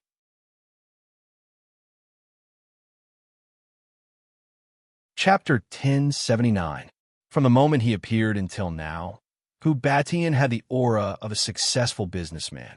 Even when he saw the three executive team leaders of the Kosha Mercenaries, Hu Batian did not completely lose his composure. Although Hu Batian was scared witless at that time, he didn't show it completely on his face. Although his actions and words were respectful to Ani and the other two, Hu Beishan's aura was indescribable until now. However, just a moment ago, a group of well-dressed people rushed in from the entrance. When Hu Batian turned to look at them, he happened to see them enter. He was so scared that he trembled and stood up immediately. When he stood up, because he was too emotional, Hu Batian accidentally knocked over the stool he was sitting on. He had always maintained a dignified posture, but now he seemed to have lost a few points. Hu Batian almost fell, but fortunately, Hu Chaochuan beside him quickly held him up. "Uncle, what's wrong?" Hu Chaochuan just asked this question. Hu Batian had already stood up and walked towards the group of people who were dressed elegantly. "Uncle, you?" Hu Chaochuan stood up suspiciously, and at the same time, he followed Hu Baishan's footsteps in shock. "Honey, where are you going?" Hua Yun had already peeled a longan on the table and was about to give it to her son, but when she saw Hu Chaochuan following, she grabbed her son's hand and chased after him. "Mom, I want longan, sob, sob, sob." Hu Qixiang saw Hua Yun put the longan he was about to eat on the table, and his hand was grabbed by Hua Yun as she chased after him. Seeing that the longan was getting further and further away from him, Hu Qixiang almost cried like a weak girl. At this time, the person who was surrounded by a group of international bigwigs was the demon woman that he had just met not long ago. The demon woman was the CEO of one of the top 10 multinational companies in the world, and now many people knew that the demon woman was the person in charge of the Rongyao company. As for the chairman of the Rongyao company, she never showed up. It could be said that the demon woman could make her own decisions about the Rongyao company, as long as it was not related to the company's survival. Therefore, many people in the underworld flattered the demoness. Rongyao Company was not only one of the top 10 multinational companies in the world, but it was also one of the top 5 multinational companies in the world. Now, Rongyao Company was about to surpass the top 3 and become one of the top 10 multinational companies in the world. Let's not talk about whether a nobody like Hu Batian had the qualifications to stand next to the demoness. With Hu Baishan's performance, he could be considered to be in the top 20. However, the top 20 and the top 5 were not on the same level at all. For example, if a company wanted to enter the top 20 in the world, it would need $10 billion in total assets. Then, if it wanted to enter the top 5, its total assets would need to be 100 times more than $10 billion. In other words, the higher one went, the more difficult it would be to surpass the one in front. The total assets required were also increasing. Therefore, in front of Rongyao Company, Hu Baishan's company could disappear from the international scene forever with just a flick of her finger. Therefore, when Hu Batian saw the demon woman being escorted in through the entrance, one could imagine how excited he was at this time. He did not even think about why the demon woman would appear at Qin Yuru's wedding. "You? Why are you here?" Hu Batian trembled.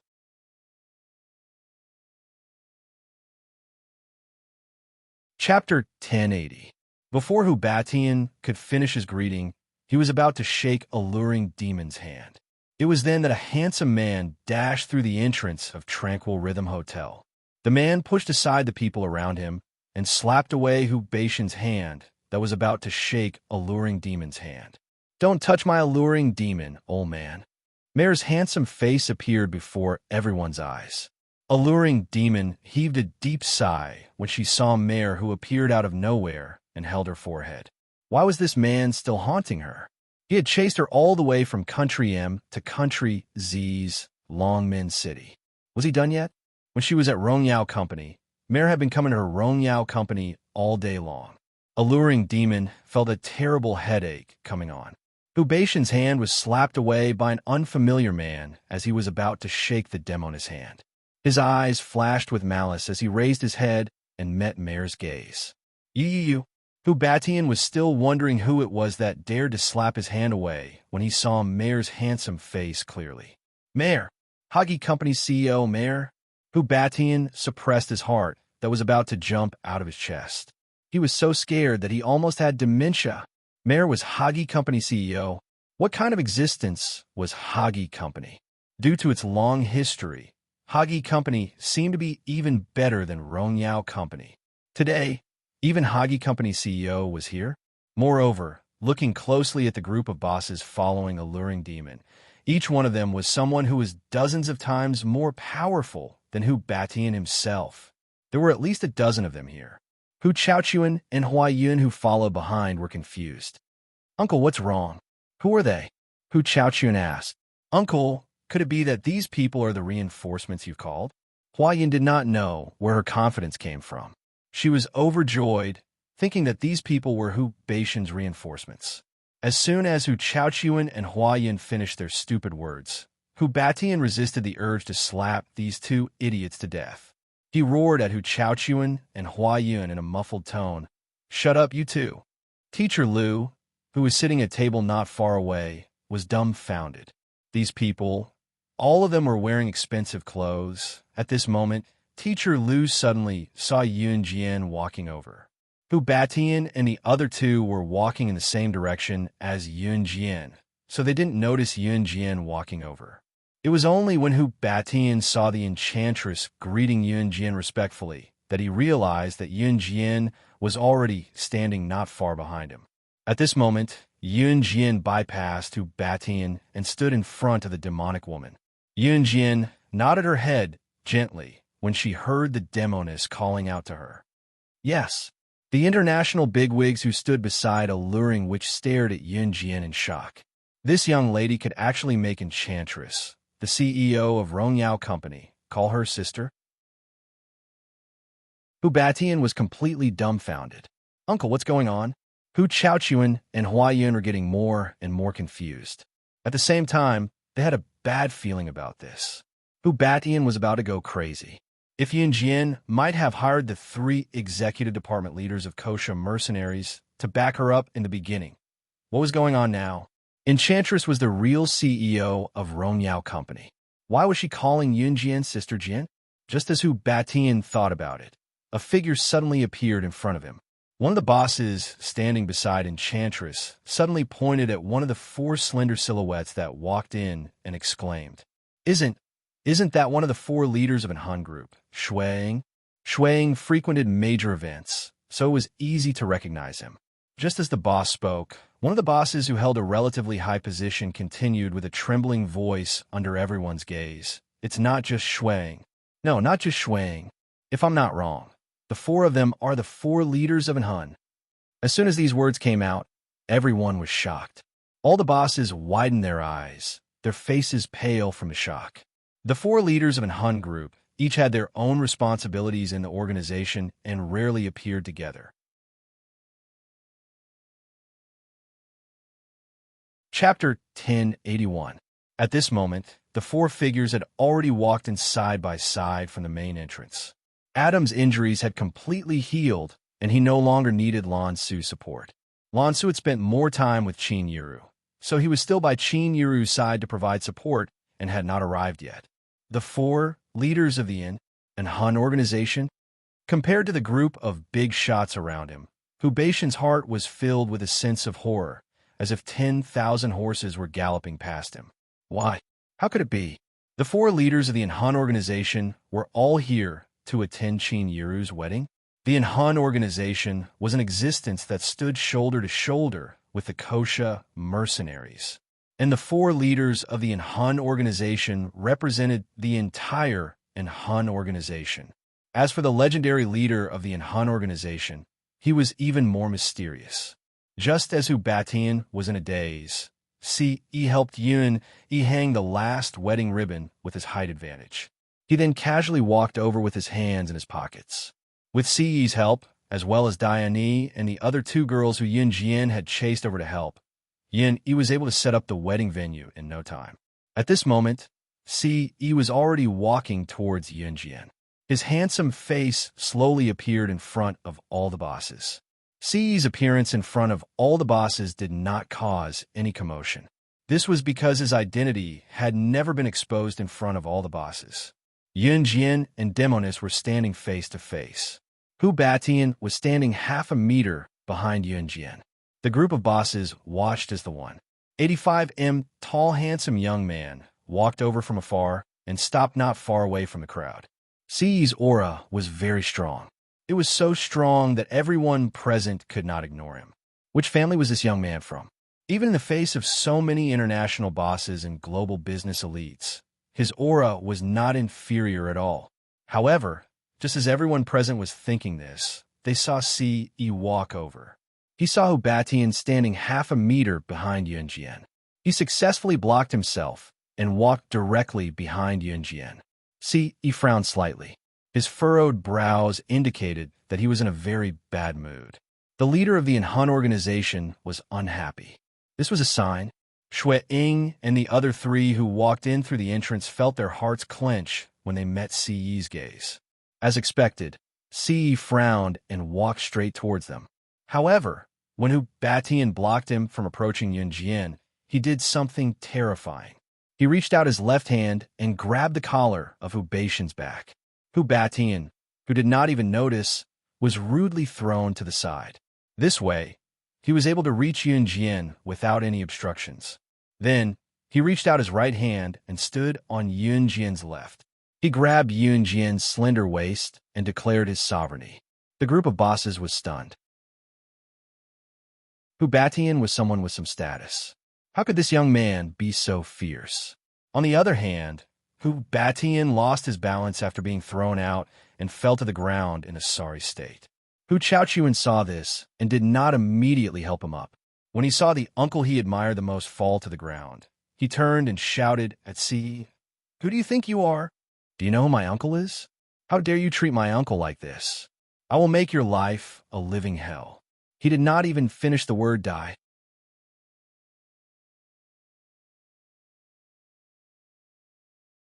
Chapter 1082. This young master could be said to have suddenly entered the ears of everyone present. The appearance of the four leaders of the Kosha mercenaries here was already something that everyone present thought was inconceivable. But that was not the most bizarre thing. The most bizarre thing was that the four leaders of the Enhan organization actually called a young boy young master. Let's not talk about the meaning of this young master. It was rumored that the four leaders of the Enhan organization only listened to one person. Other than that, no one else in the entire world could defend their attitude towards others.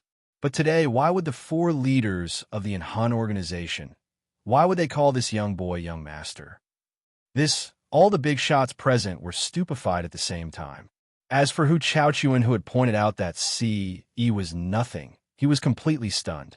How could he not know what kind of people the four leaders of the Enhan organization were? They were the leaders of the Enhan organization. It could be said that even Dai, Annie, and the other two couldn't be compared to these four people.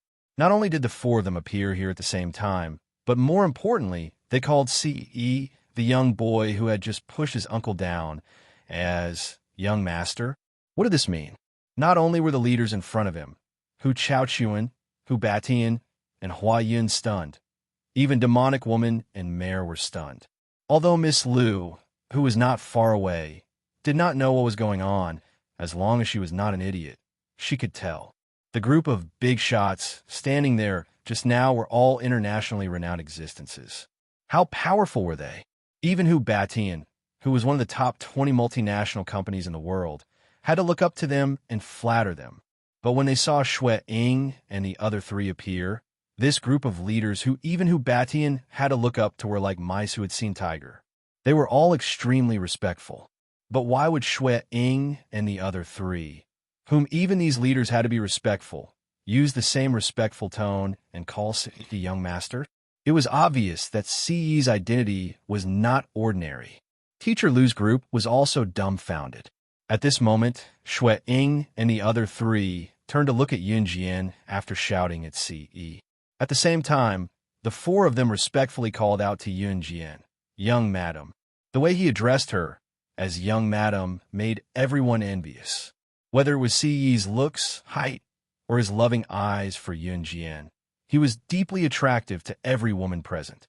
In particular, Shui Ying and the other three, who were not at a disadvantage in front of the international bigwigs, spoke to Si in such a respectful manner. This further proved that Si's identity was not to be trifled with. Therefore, the people present were even more envious of Yunjian. However, they only saw Yunjian gently nodding her head. Just when everyone thought that she would faint from excitement, she nodded her head and said to Shui Ying and the others, "Let's go in. It's been a busy day. You've worked hard." A busy day? Could it be that Yun Jian had ordered the 4 leaders of the Han organization to work hard for a day? Oh my God! The faces of the bigwigs present changed instantly. Even their backs straightened. The bigwigs present naturally did not think that C.E. was the leader of the Han organization. After all, he was so young. It was not that they did not believe it, but they did not dare to believe it. They did not know why the 4 leaders of the Han organization called the young master. But why would the 4 leaders of the Han organization willingly work for Yun Jian for a day? Chapter 1083. While the bosses were still in shock, Adam, who stood furthest to the side, rubbed his head and chuckled at Yun Jian. It's not hard, not hard. How can it be hard? Huh? Adam, one of the 4 leaders of an Han group, was actually saying something like that to Yun Jian. Moreover, his words were laced with flattery. Let's go in. Yun Jian replied with a nod with a smile. Go, go, go. What are you waiting for? Young madam has spoken. Adam struck a pose coolly and took a step back. Then, like he was forcing a duck onto a perch, Adam opened his arms and slapped Shui-Ing and Imo-san, who were closest to him, on the buttocks. He even put his hands on their shoulders with a grin and pushed them inside. Shui-Ing and Imo-san's faces darkened at Adam's action of slapping there, but Lin Wei, who stood on the side, walked in alone. Lin Wei was in charge and training of Han's secret agents and assassins, so he was very capable to begin with. If he was not capable, he would not have been able to make Han's assassins and secret agents submit to him. Slaying God, the top secret agent in the international secret agent ranking back then, was trained by Lin Wei.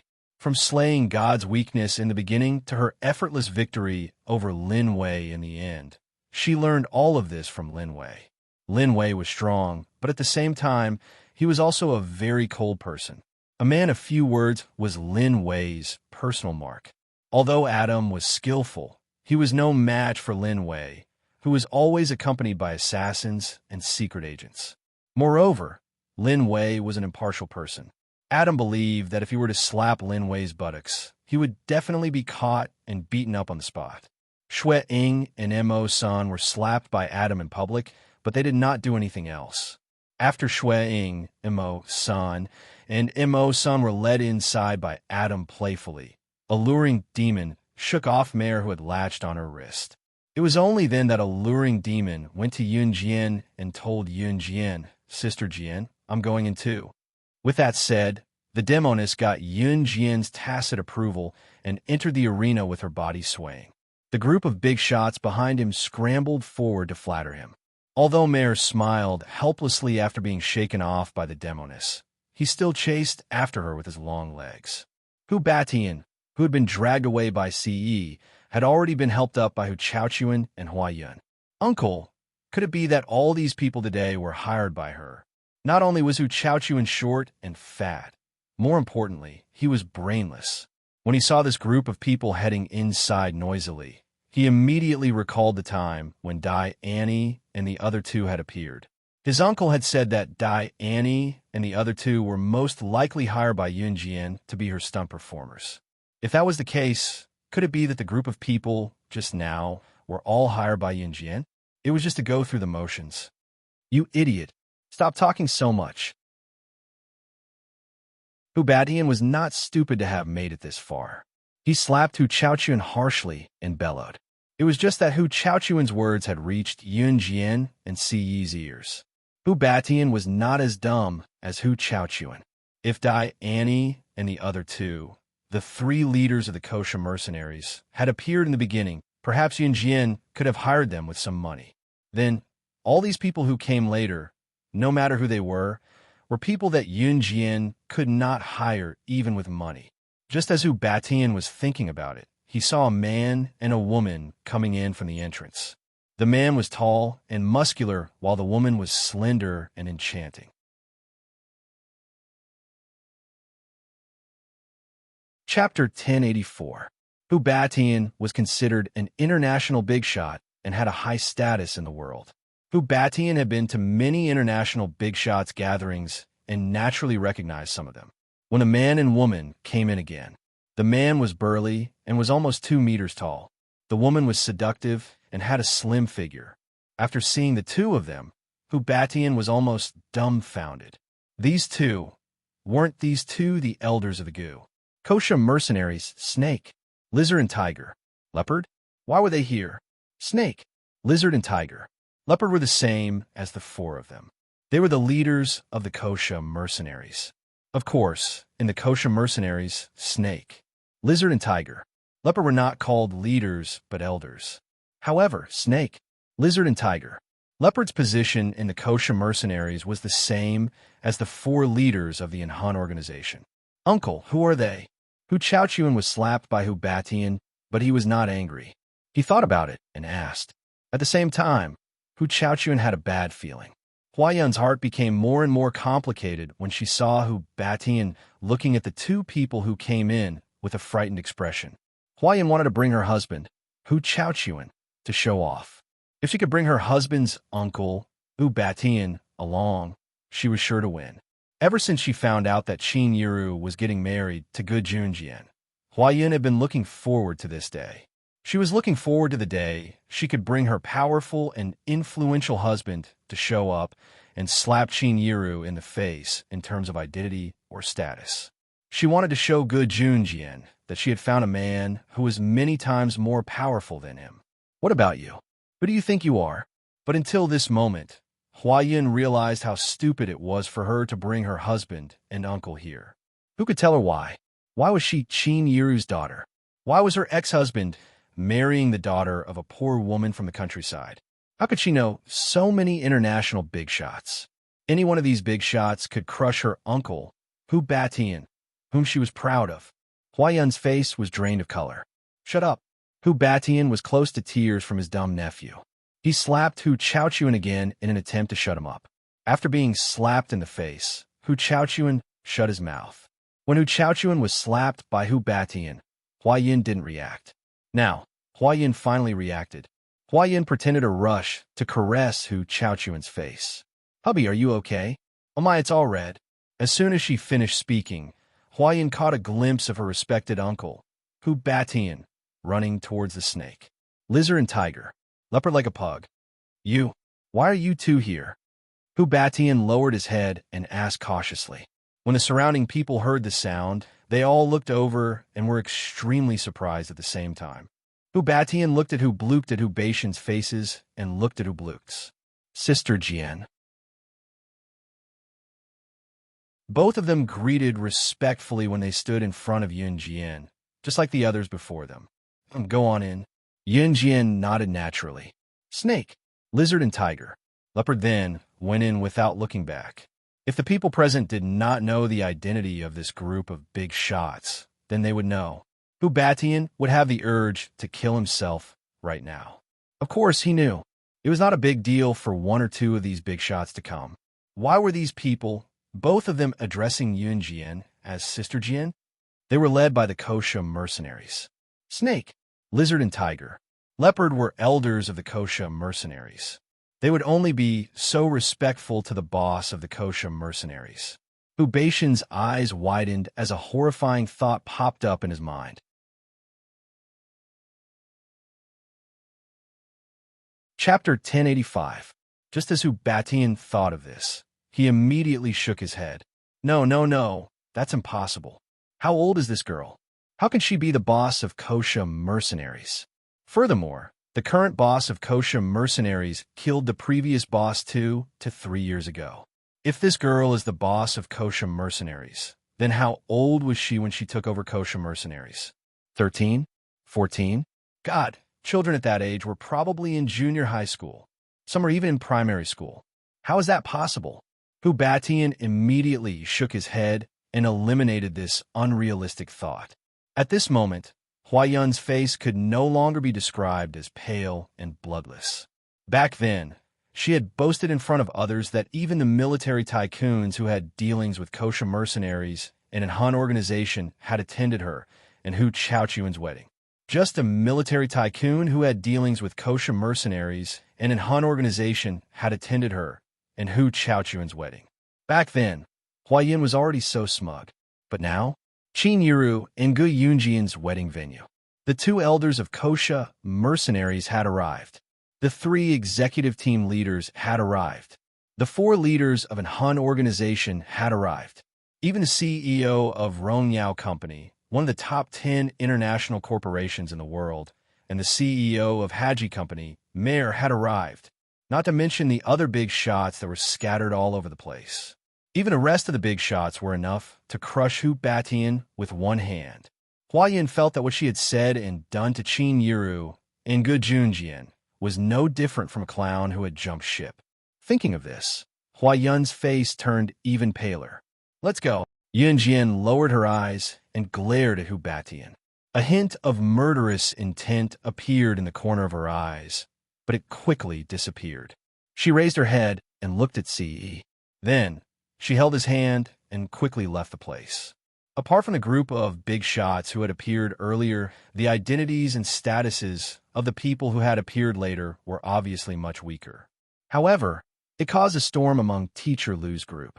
Zhang Jifan, Su Zetian, Duan Lei, and even Han Biao, the former leader of the top gang in Jia province, who had surrendered to Yun Jian, were all there. This group of people was known to Teacher Lu and the others, but they had never been qualified to come into contact with them. Although they were not as powerful as the previous big shots, they were enough to frighten Teacher Lu and the others. In fact, Teacher Lu and the others did not know the identities of Snake, Lizard, Tiger, Leopard, and the others. Of course, Teacher Lu and the others did not dare to imagine their identities. After all, people like Zhang Jifan and Su Zetian were not people that Teacher Lu and the others were qualified to interact with. If Yun Jian did not act as an intermediary, Teacher Lu and the others would not have the qualifications to meet Snake, Lizard, and the others. They would never imagine the existence of this group of people. The process of the wedding was still according to the customs of the countryside. However, in terms of class, it was very different from the usual way of marriage in the countryside. This was because Qin Yiru and Gu Junjian were getting married in a hotel today. Hu Batian, Hu Chaochuan, and Huayan braced themselves and found seat. They did not leave immediately. After all, if they did not finish their meal before leaving, Hu Batian would be too ashamed to stay in the underworld if word got out. Today's wedding ceremony was more like the Western process. When everything was over, it was almost 6:30 p.m. The people present were more or less done eating.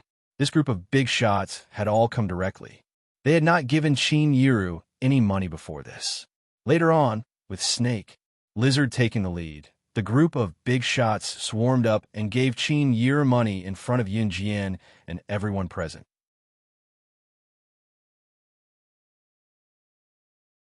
Chapter 1086. This red packet was very thin. So thin that it was as if there was no money in it. Adults usually gave red packets to others, starting from 1 or 200 yuan. Some even gave thousands. Of course, it varied from person to person. Rich people gave more, while poor people gave dozens of yuan. Just now, in front of everyone, Snake, Lizard's group was being praised to the sky. Even Hu Batian, who was in the top 20 global multinational companies, was far from it. Everyone present was thinking about it. You're so rich, but the thickness of the red packet can't be seen? In other words, how much money could there be in this thin red packet that looked like it didn't contain any money? It couldn't be only 100 yuan, right? 100 yuan was considered quite a lot among the gifts that the commoners gave each other in 1999. But Snake, Lizard's group, was different. They were international big shots. How awesome were they bragging one after another just now? Yang Xiaochun, who was sitting at the dining table not far away from the wedding ceremony, couldn't hold it in any longer. She had watched from beginning to end just now. She didn't dare to say a word when she saw Snake, Lizard's group of big shots, being more powerful than the other. Yang Xiaochun didn't say anything, but it didn't mean that she wasn't envious or jealous. On the contrary, she was envious to death, but she knew that she couldn't get a word in at that time. But this time it was different. This big shot, who was so awesome when she appeared just now, actually gave a red packet that was so thin that the bottom couldn't be seen. How much money could there be in it? 100? Ordinary people could afford a red packet of 100 yuan. This group of people, who were bragging so much just now, actually only gave a red packet of 100 yuan? Since they didn't have money, what were they bragging about just now? That was the thought of everyone who was watching the battle. But only Yang Xiaochun would stand up and point it out if she didn't like it. Your red packet is so thin. Is there money in it? Yang Xiaochun's words carried a strong taste of a village gossipy woman, and her words were quite unpleasant. Just as she finished speaking, Yang Xiaochun continued, "Weren't you all quite awesome just now? Why are you so stingy when it comes to giving red packets?" As soon as Yang Xiaochun finished speaking, the joyous atmosphere around them dropped a few degrees. Some people even pulled Yang Xiaochun's clothes to stop her from talking like that. But Yang Xiaochun ignored him. Yunjian narrowed her eyes. She raised her eyebrows, but her eyes were filled with murderous intent. "Xiaochun, don't say that. This is just a small token of appreciation from the children. I'll be too embarrassed to accept it if it's too much." Qin Yuru knew that the gift money was for good luck, so she took the red packet from Snake Lizard's hand and said, "If Snake Lizard gave her too much money, Qin Yuru would be too embarrassed to accept it." Qin Yuru accepted the red packet because Snake Lizard gave her a small amount of money. Then, the group of big shots gave Qin Yuru red packets one after another. But the strange thing was that these red packets were so thin that he didn't know if there was any money inside.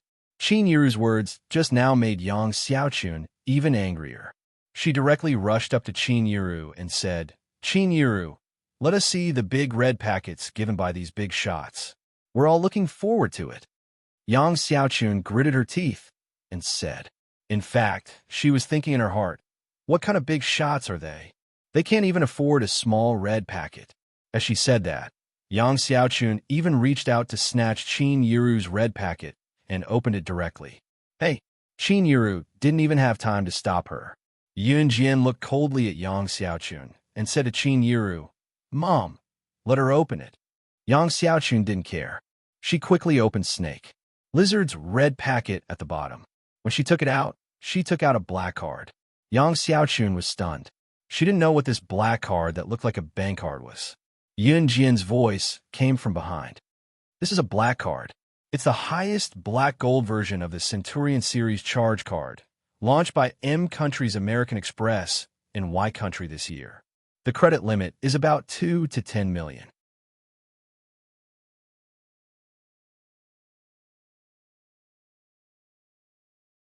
Lizard.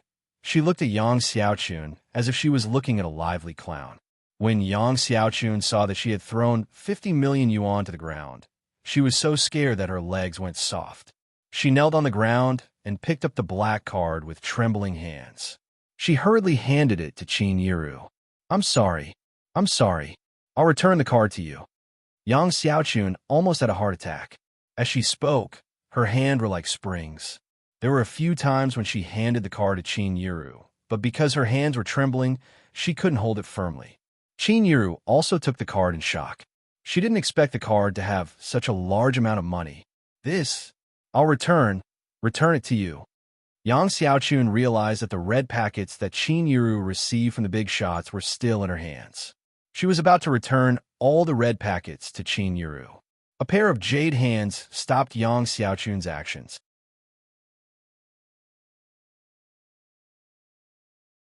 Chapter 1088.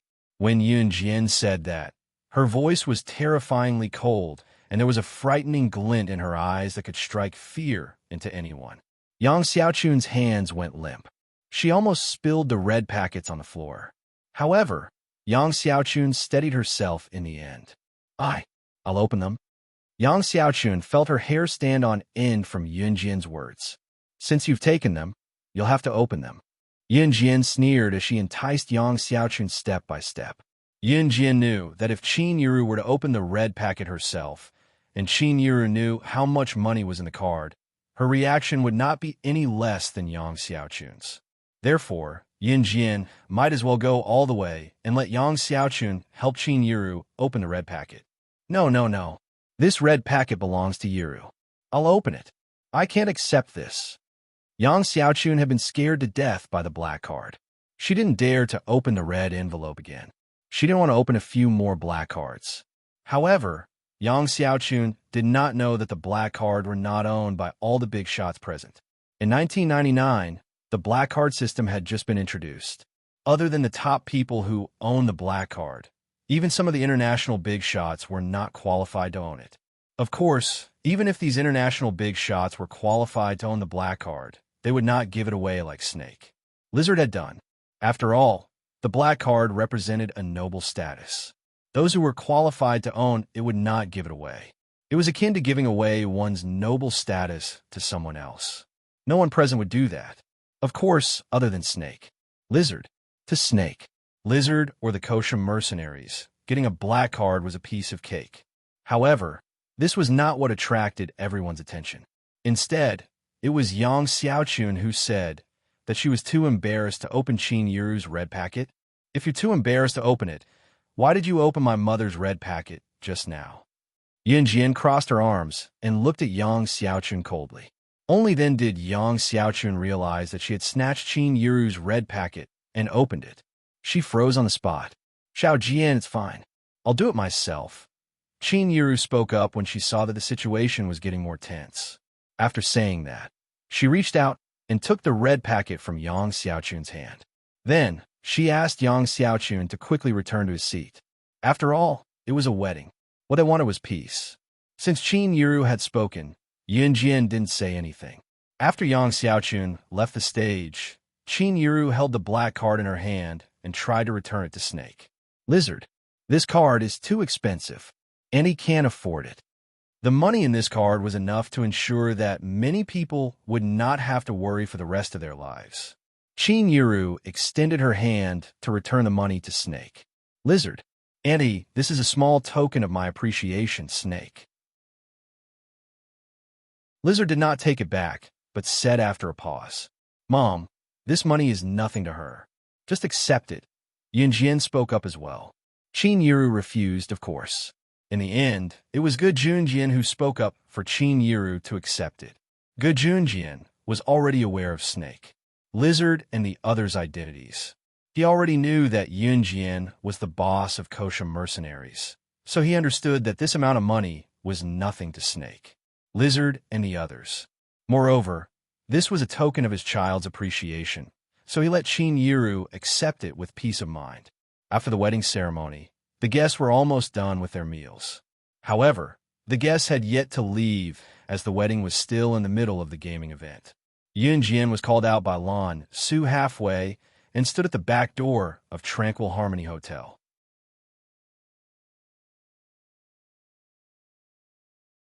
Chapter 1089. Looking at Yin Jian's questioning gaze, Lan Su was silent for a while before nodding. Yin Jian, I've been on Earth for so long. It's time to go back. Lan Su paused. Because the witch tribe of Yulong continent needs me. Because the witch tribe of Yulong continent needed her. It was such a simple reason. However, for thousands of years, Lan Su had taken on the mission of carrying the entire witch tribe with this reason alone. It was because the sorcerer god had left behind a sentence. I'll definitely return after 1,000 years. Now 1,000 years had passed. Lan Su had found the sorcerer god of her witch tribe. However, unfortunately, Yin Jian did not remember the past. She did not remember the past, and she had even forgotten the Yulong continent. However, Lan Su did not forget that she, Lan Su, was born in the witch tribe. Even if she died, she would die in the witch tribe. As for her sorcerer god, Lan Su really hoped that Yin Jian would return with her. The words that had been passed down since ancient times were not without basis. The sorcerer god lived, and the witch tribe would prosper. If the sorcerer god died, the witch tribe would perish. The sorcerer god's return could revive the witch tribe that had been silent for thousands of years. They could take back the throne that belonged to them as the #1 family in the Yulong continent. This was the source of motivation that Lan Su and all of the witch tribe's people looked forward to. However, Yin Jian was unwilling. Of course, this was the sorcerer god's own choice. Lan Su admitted that she really wanted Yun Jian to return to the Yulong continent with her. However, since Yun Jian was unwilling, she would not force her. "So will you come back?" Yun Jian felt that someone was eavesdropping on her conversation with Lan Su. She raised her eyebrows and changed her question to Lan Su. Lan Su was silent for a while. Her tall figure looked very lonely. After a pause, Lan Su didn't answer Yun Jian's question. Instead, he asked Yun Jian, "Sorcerer Goddess, are you really not going back?" This time, Lan Su didn't call her Yun Jian, nor was she joking. Her expression was very serious. Looking at Lan Su, Yun Jian nodded again. "Okay." In the end, Yun Jian added, "My family is here." And him. Lan Su seemed unwilling to give up. She parted her lips and smiled again. "Then, what if the shaman tribe is about to die out? Are you still not going back?" Yun Jian fell silent. In Yun Jian's subconscious mind, whether it was the Yulong continent or the sorcerer tribe, everything was foreign to her. That was why she wouldn't go there instead of going back. "I understand." Lan Su revealed a bitter smile that was filled with too much bitterness. She fell silent for 2 seconds as well. "I will bring the sandalwood box back to the Yulong continent." Lan Su's voice gradually became softer. She paused and lowered her head to look at the ground. Then, she suddenly raised her head to look at Yun Jian with an ethereal and lonely tone. "I probably won't come back in the future." At the end of her sentence, her voice was so soft that only Lan Su could hear it. Yun Jian raised her eyebrows. From the corner of her eye, she caught a glimpse of a figure that had been enduring for a long time. It was rushing over here. "What did you say? Damned woman! How dare you not come back? What did you say? I dare you to say it one more time." Just as Lan Su finished her last sentence and gently lowered her head to Yun Jian, a slender figure suddenly rushed out from the dark. There was a hint of dominance in this figure's vigor. The voice that came out of his mouth carried with it a hint of anger. Lan Su's eyelids twitched. She had just raised her eyes when she saw Yun Jian's innocent face, who looked like she was watching a show. When she turned her head again, she saw Adam's handsome face that looked like he was about to skin her alive.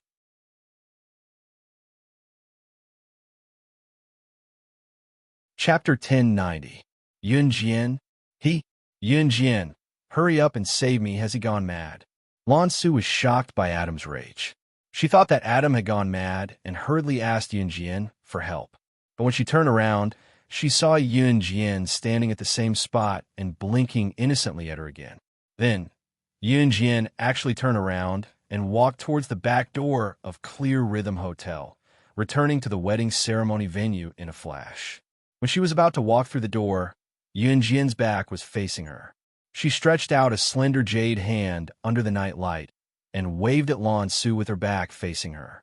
Yun Jian's action had the feeling of telling Lan Su to take care of herself. Lan Su couldn't help but swallow her saliva. Then, she was dragged to a corner by Adam.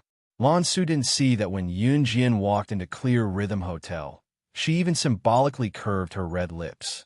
Ever since Adam was injured and Lan Su took care of him, Yun Jian could tell that this guy was interested in Lan Su. Actually, Adam's injury had healed long ago. That little injury on his leg back then, could it really make Adam, one of the 4 leaders of an Hun group, injured for so long? What a joke. It was just that Adam had always pretended that his injury was serious and needed someone to support him to walk. This was something that everyone had noticed. Only a silly child like Lan Su didn't know. She really thought that Adam had just recovered recently and had always felt guilty that Adam was seriously injured because of her. Just as Yun Jian stepped in a tranquil rhythm hotel, she was greeted by 2 tall silhouettes. Immerse was frowning as he walked towards Yun Jian. He looked at Yun Jian and paused before asking, "Young mistress, did you see Adam just now?" Yun Jian raised her eyebrows. She didn't blush at all when she lied. "No, you're looking for him? How can there be anything?" "Huh. Immerse is just a little worried about that brat Adam. To be honest, that brat Adam has never let us be at ease." Holding a glass of wine, Shuang bumped into Immerse with a smile. After that, he put his arm around Immerse's shoulder. Yun Jian narrowed her eyes. Just as she was about to say something, A familiar and pleasant male voice came from behind her. Are you two bored out of your minds? You're not going to help, huh? Ci's magnetic and pleasant male voice came from behind her. When she came back to her senses, Yun Jian felt that she had been pulled into a broad body with a familiar warmth. Ce bluntly said to Mo's son and Shuang. Now that the wedding ceremony was over, all the big shots were planning to leave by car. Qin Yiru and Gu Yunjian's fellow villagers were also planning to leave with wedding candies. There were still some things that needed to be cleaned up, so Ce asked Mo's son and Shuang to help. After listening to Ce's words, Mo's son and Shuang left in a flash. Ce hugged Yun Jian from behind and rested his chin on her shoulder. What naughty things did you do this time? Ce's sword-like eyebrows flashed. He smiled and said, matchmaking. Yun Jian only smiled slightly. Then, she nimbly broke free from Ce's embrace and took 2 steps forward. Ce raised his handsome eyebrows and followed her. On the other side, Lan Su was dragged by Adam to a dark corner. Are you crazy?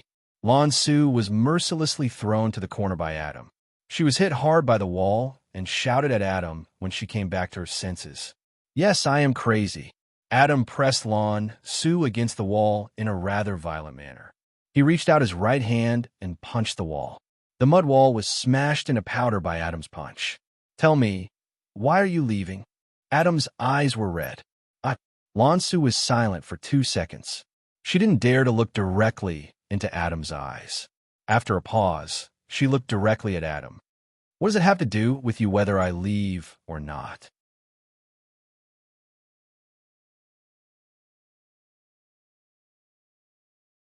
Chapter 1091. Adam felt like he was crazy.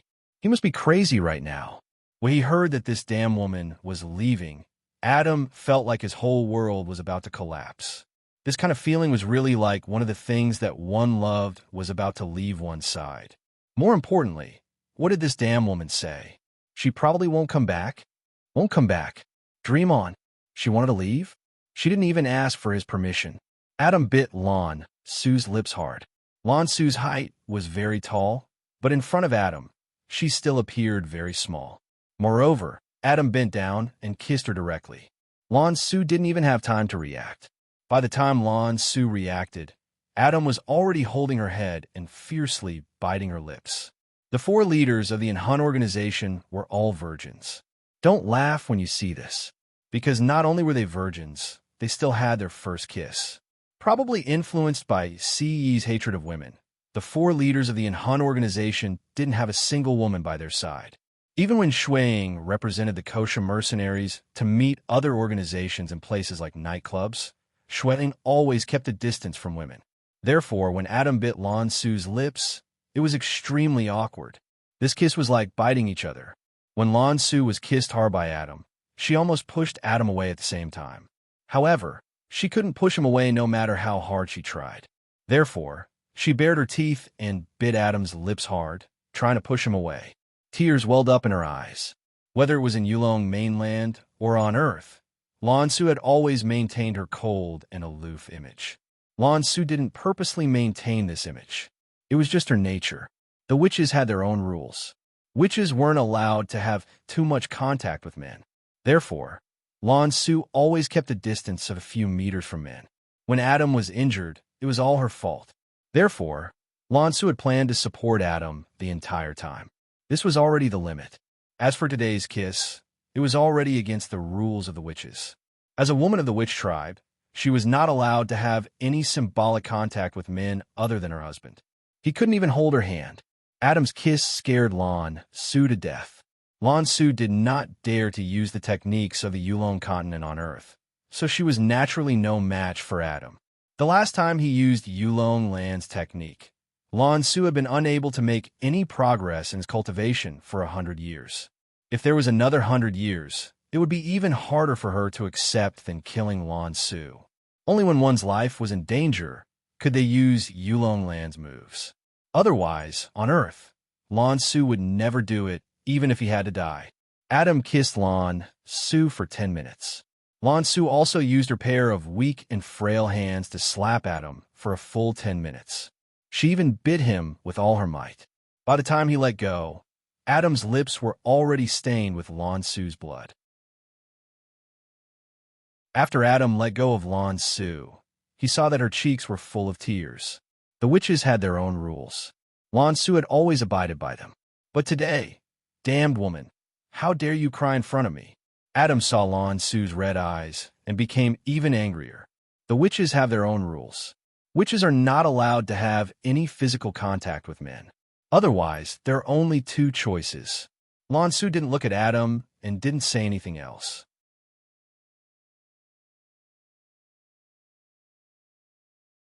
Chapter 1092. Lan Su had just turned around when she was pulled back by Adam. You still want to leave? Adam's voice was low and deep. There was a hint of, if you dare to leave, I'll teach you a lesson, in his domineering tone. Lan Su's hand was once again grabbed by Adam. She was a bit scared of the current Adam, but she still nodded coldly and arrogantly. Yes. What if I want you to stay for me? Adam's eyes were bloodshot. One of his fists was tightly clenched. He looked at Lan Su's frail body with her back facing him and asked fiercely, I'm sorry. Lan Su lowered her head. She had no choice but to leave. She existed because she was the Sorcerer God's guardian. She was the Sorcerer God's guardian and also the Sorcerer Tribe's guardian.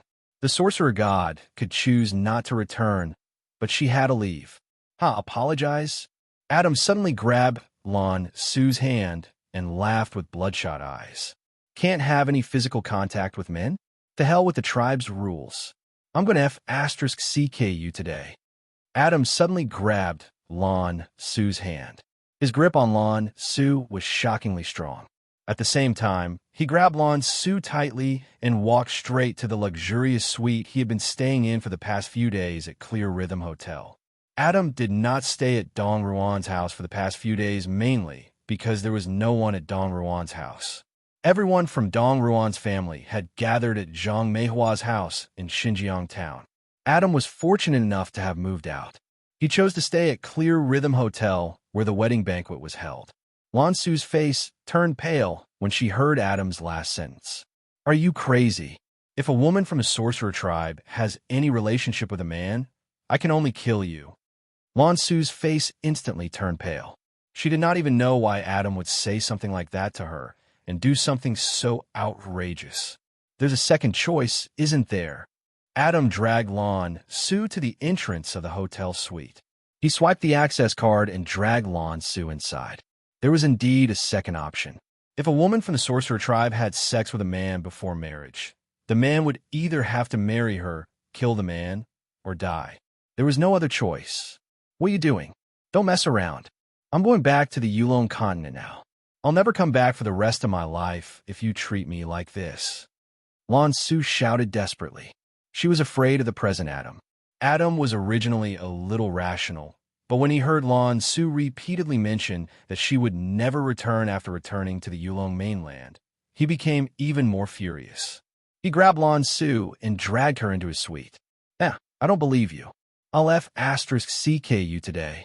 Whenever Adam thought of Lan Su leaving and never coming back, he couldn't control himself. After dragging Lan Su into his suite, he closed the door behind him. Then he dragged Lan Su to the edge of the bed and threw Lan Su onto the bed. Lan Su was scared out of her wits. She was just about to stand up when Adam roughly threw her back onto the bed. Adam, what are you doing? Are you crazy? After a few rounds, Lan Su's hands were pinned onto the bed by Adam. She was wearing a floral skirt that reached her knees today. Now that her thighs were separated by Adam, she was so scared that she screamed immediately. Without the Yulong continent's techniques, she had no way of fighting back.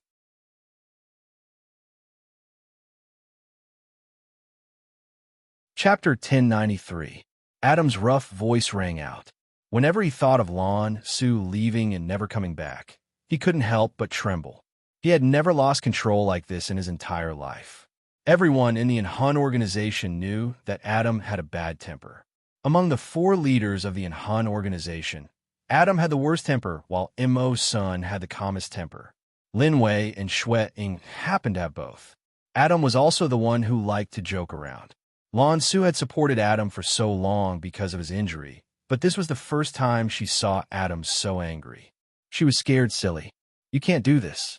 You need to calm down. Calm down. Lan Su stretched out her hands to stop Adam from tearing her clothes apart. She tried her best to close her slender legs. But at this moment, Adam didn't listen at all. He had already completely lost control. Calm down? I'm very calm now. As Adam spoke, he rudely tore apart Lan Su's thin floral dress. At the same time, he used his leg to stop Lan Su's legs from closing. At this moment, Lan Su was only wearing a bra and panties. Her perfect body didn't have a single bit of fat on it. Her well-proportioned and tender baby-like skin appeared in front of Adam. When Adam saw this scene, he almost went crazy. At this moment, even if the Heavenly King came, he would still do her. Her two shameful places were torn off. Her hands were raised high, and her thighs were completely pushed apart. When she felt Adam's naked body pressing down on her, Lan Su gave up struggling. What happened in the hotel suite didn't affect the few people who were still cleaning up the mess of the wedding ceremony. Other than Adam, the 4 leaders of the Enhan organization were helping to clean up the mess of the wedding ceremony. Where do you think Adam went? Why hasn't he come back to help after so long? Shuang fiddled with the things in his hands lazily as he spoke. He wanted to mess with people again. That's his only hobby. Even Lin Wei, who didn't like to talk, spoke up. Lin Wei was the oldest among the 4 leaders of the Enhan organization. At the same time, he was also the most mature when it came to handling matters. Among the 3 of them, only Emo's son did not say a word. Emo's son had a bad premonition, but he couldn't tell what it was. The wedding was completely over, but the mess in the bridal chamber had yet to begin. All the international bigwigs took their leave one after another. Even Siren said goodbye to Yunjian and returned to Country M. Most of Xinjiang town's neighbors who had come to attend the wedding had left. The disturbance at the bridal chamber at night was just a prank between a group of close friends and relatives. Most of the people had already left. The helpers were still busy. There were many things that needed to be moved back from the wedding ceremony. Yunjian was the only one there, sitting on a bench with her arms crossed leisurely. He had already been dragged away by Yun Yi to help. He dared not slack off when his future daughter-in-law's brother asked for his help. As a result, the leader of the Enhan organization, the young master of the strongest armaments family in the Coal Pavilion, was now reduced to being ordered around to do work for others. But the most bizarre thing was that he was willing to help. Since he was called to help, Yun Jian sat alone on the bench. Qin Yu had also been asked to help by her brother. Yun Jian sat on the stool with one arm leaning against the dining table, while her other hand lifted her phone gently to glance at the time on it. It had been less than half an hour since the guests left. Sister Jian. Just as she saw that the time on her phone was 7 o'clock, 2 silhouettes appeared in front of Yun Jian. It was not hard to tell that they were snake, lizard and tiger. Leopard. Let's go. Yun Jian turned off her phone, a faint murderous glint flashing across her eyes.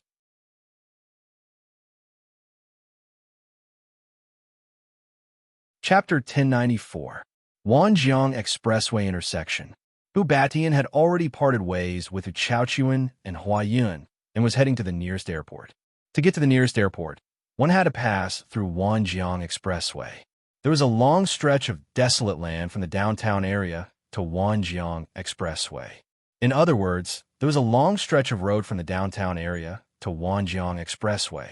There were only occasional cars passing by. At this moment, Hu Batian was heading to the nearest airport to take a flight back to Country M. Hu Chaochuan and Huayun were not on the same route as Hu Batian. Hu Batian came to Country Z today purely because he was entrusted by his nephew, Hu Chaochuan. He hoped that he could come to Country Z to support Hu Chaochuan. However, Hu Batian did not expect that not only did he not find his place today, he was even slapped in the face by Yun Jian. Thinking of this, Hu Batian was so angry that his mind was in a mess. Suddenly, Hu Batian's eyelids twitched. He had a bad feeling. "Sir, please drive faster." Hu Batian stuck his head out and said to the taxi driver, "Aye." The taxi driver responded. At this moment, they had already reached the darkest and most uninhabited place. Hubation's eyelids twitched again. In the next second, he saw the driver's lips curl into a smile through the mirror beside the driver.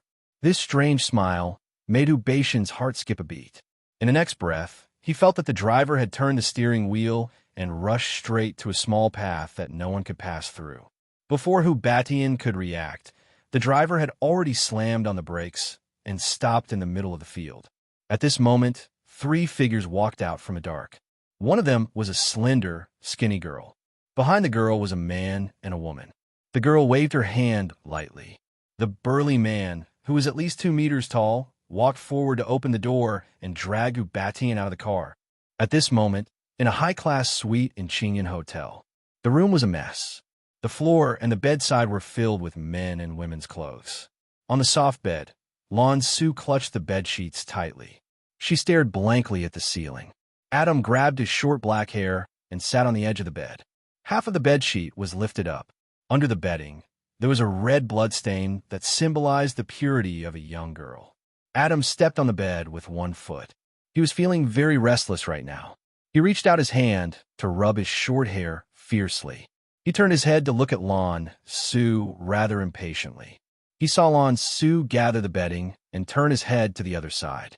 Adam waited for a long time, but didn't hear a single word from Lan Su. His mood became even more restless. He immediately turned his head to look at Lan Su. His tone was still as rude as ever. "Hey, woman," he shouted, but Lan Su ignored him. The wizard race had their own rules. Lan Su had a chastity sand on her since she was young, which was different from the people living on Earth in the modern era. This chastity sand symbolized a woman's purity. She thought that there was nothing more despairing than not being able to find the sorcerer god. But now, since Adam had done such a thing to her, the chastity sand on her wrist had naturally disappeared. Lan Su couldn't describe how she felt. But the strange thing was, after Adam did such a terrible thing to her, she wasn't angry at all. She didn't even have the thought of killing him. But if the wizard race knew that she had sex with a man, you're tuning into the Romance Rendezvous YouTube channel. We're so grateful for your support, and don't forget to subscribe to join us on this incredible journey through captivating stories. Your generosity through donations truly makes a world of difference, as it's the primary source of revenue that allows me to expand and enhance this channel for you. Thank you from the bottom of my heart for being a part of this adventure.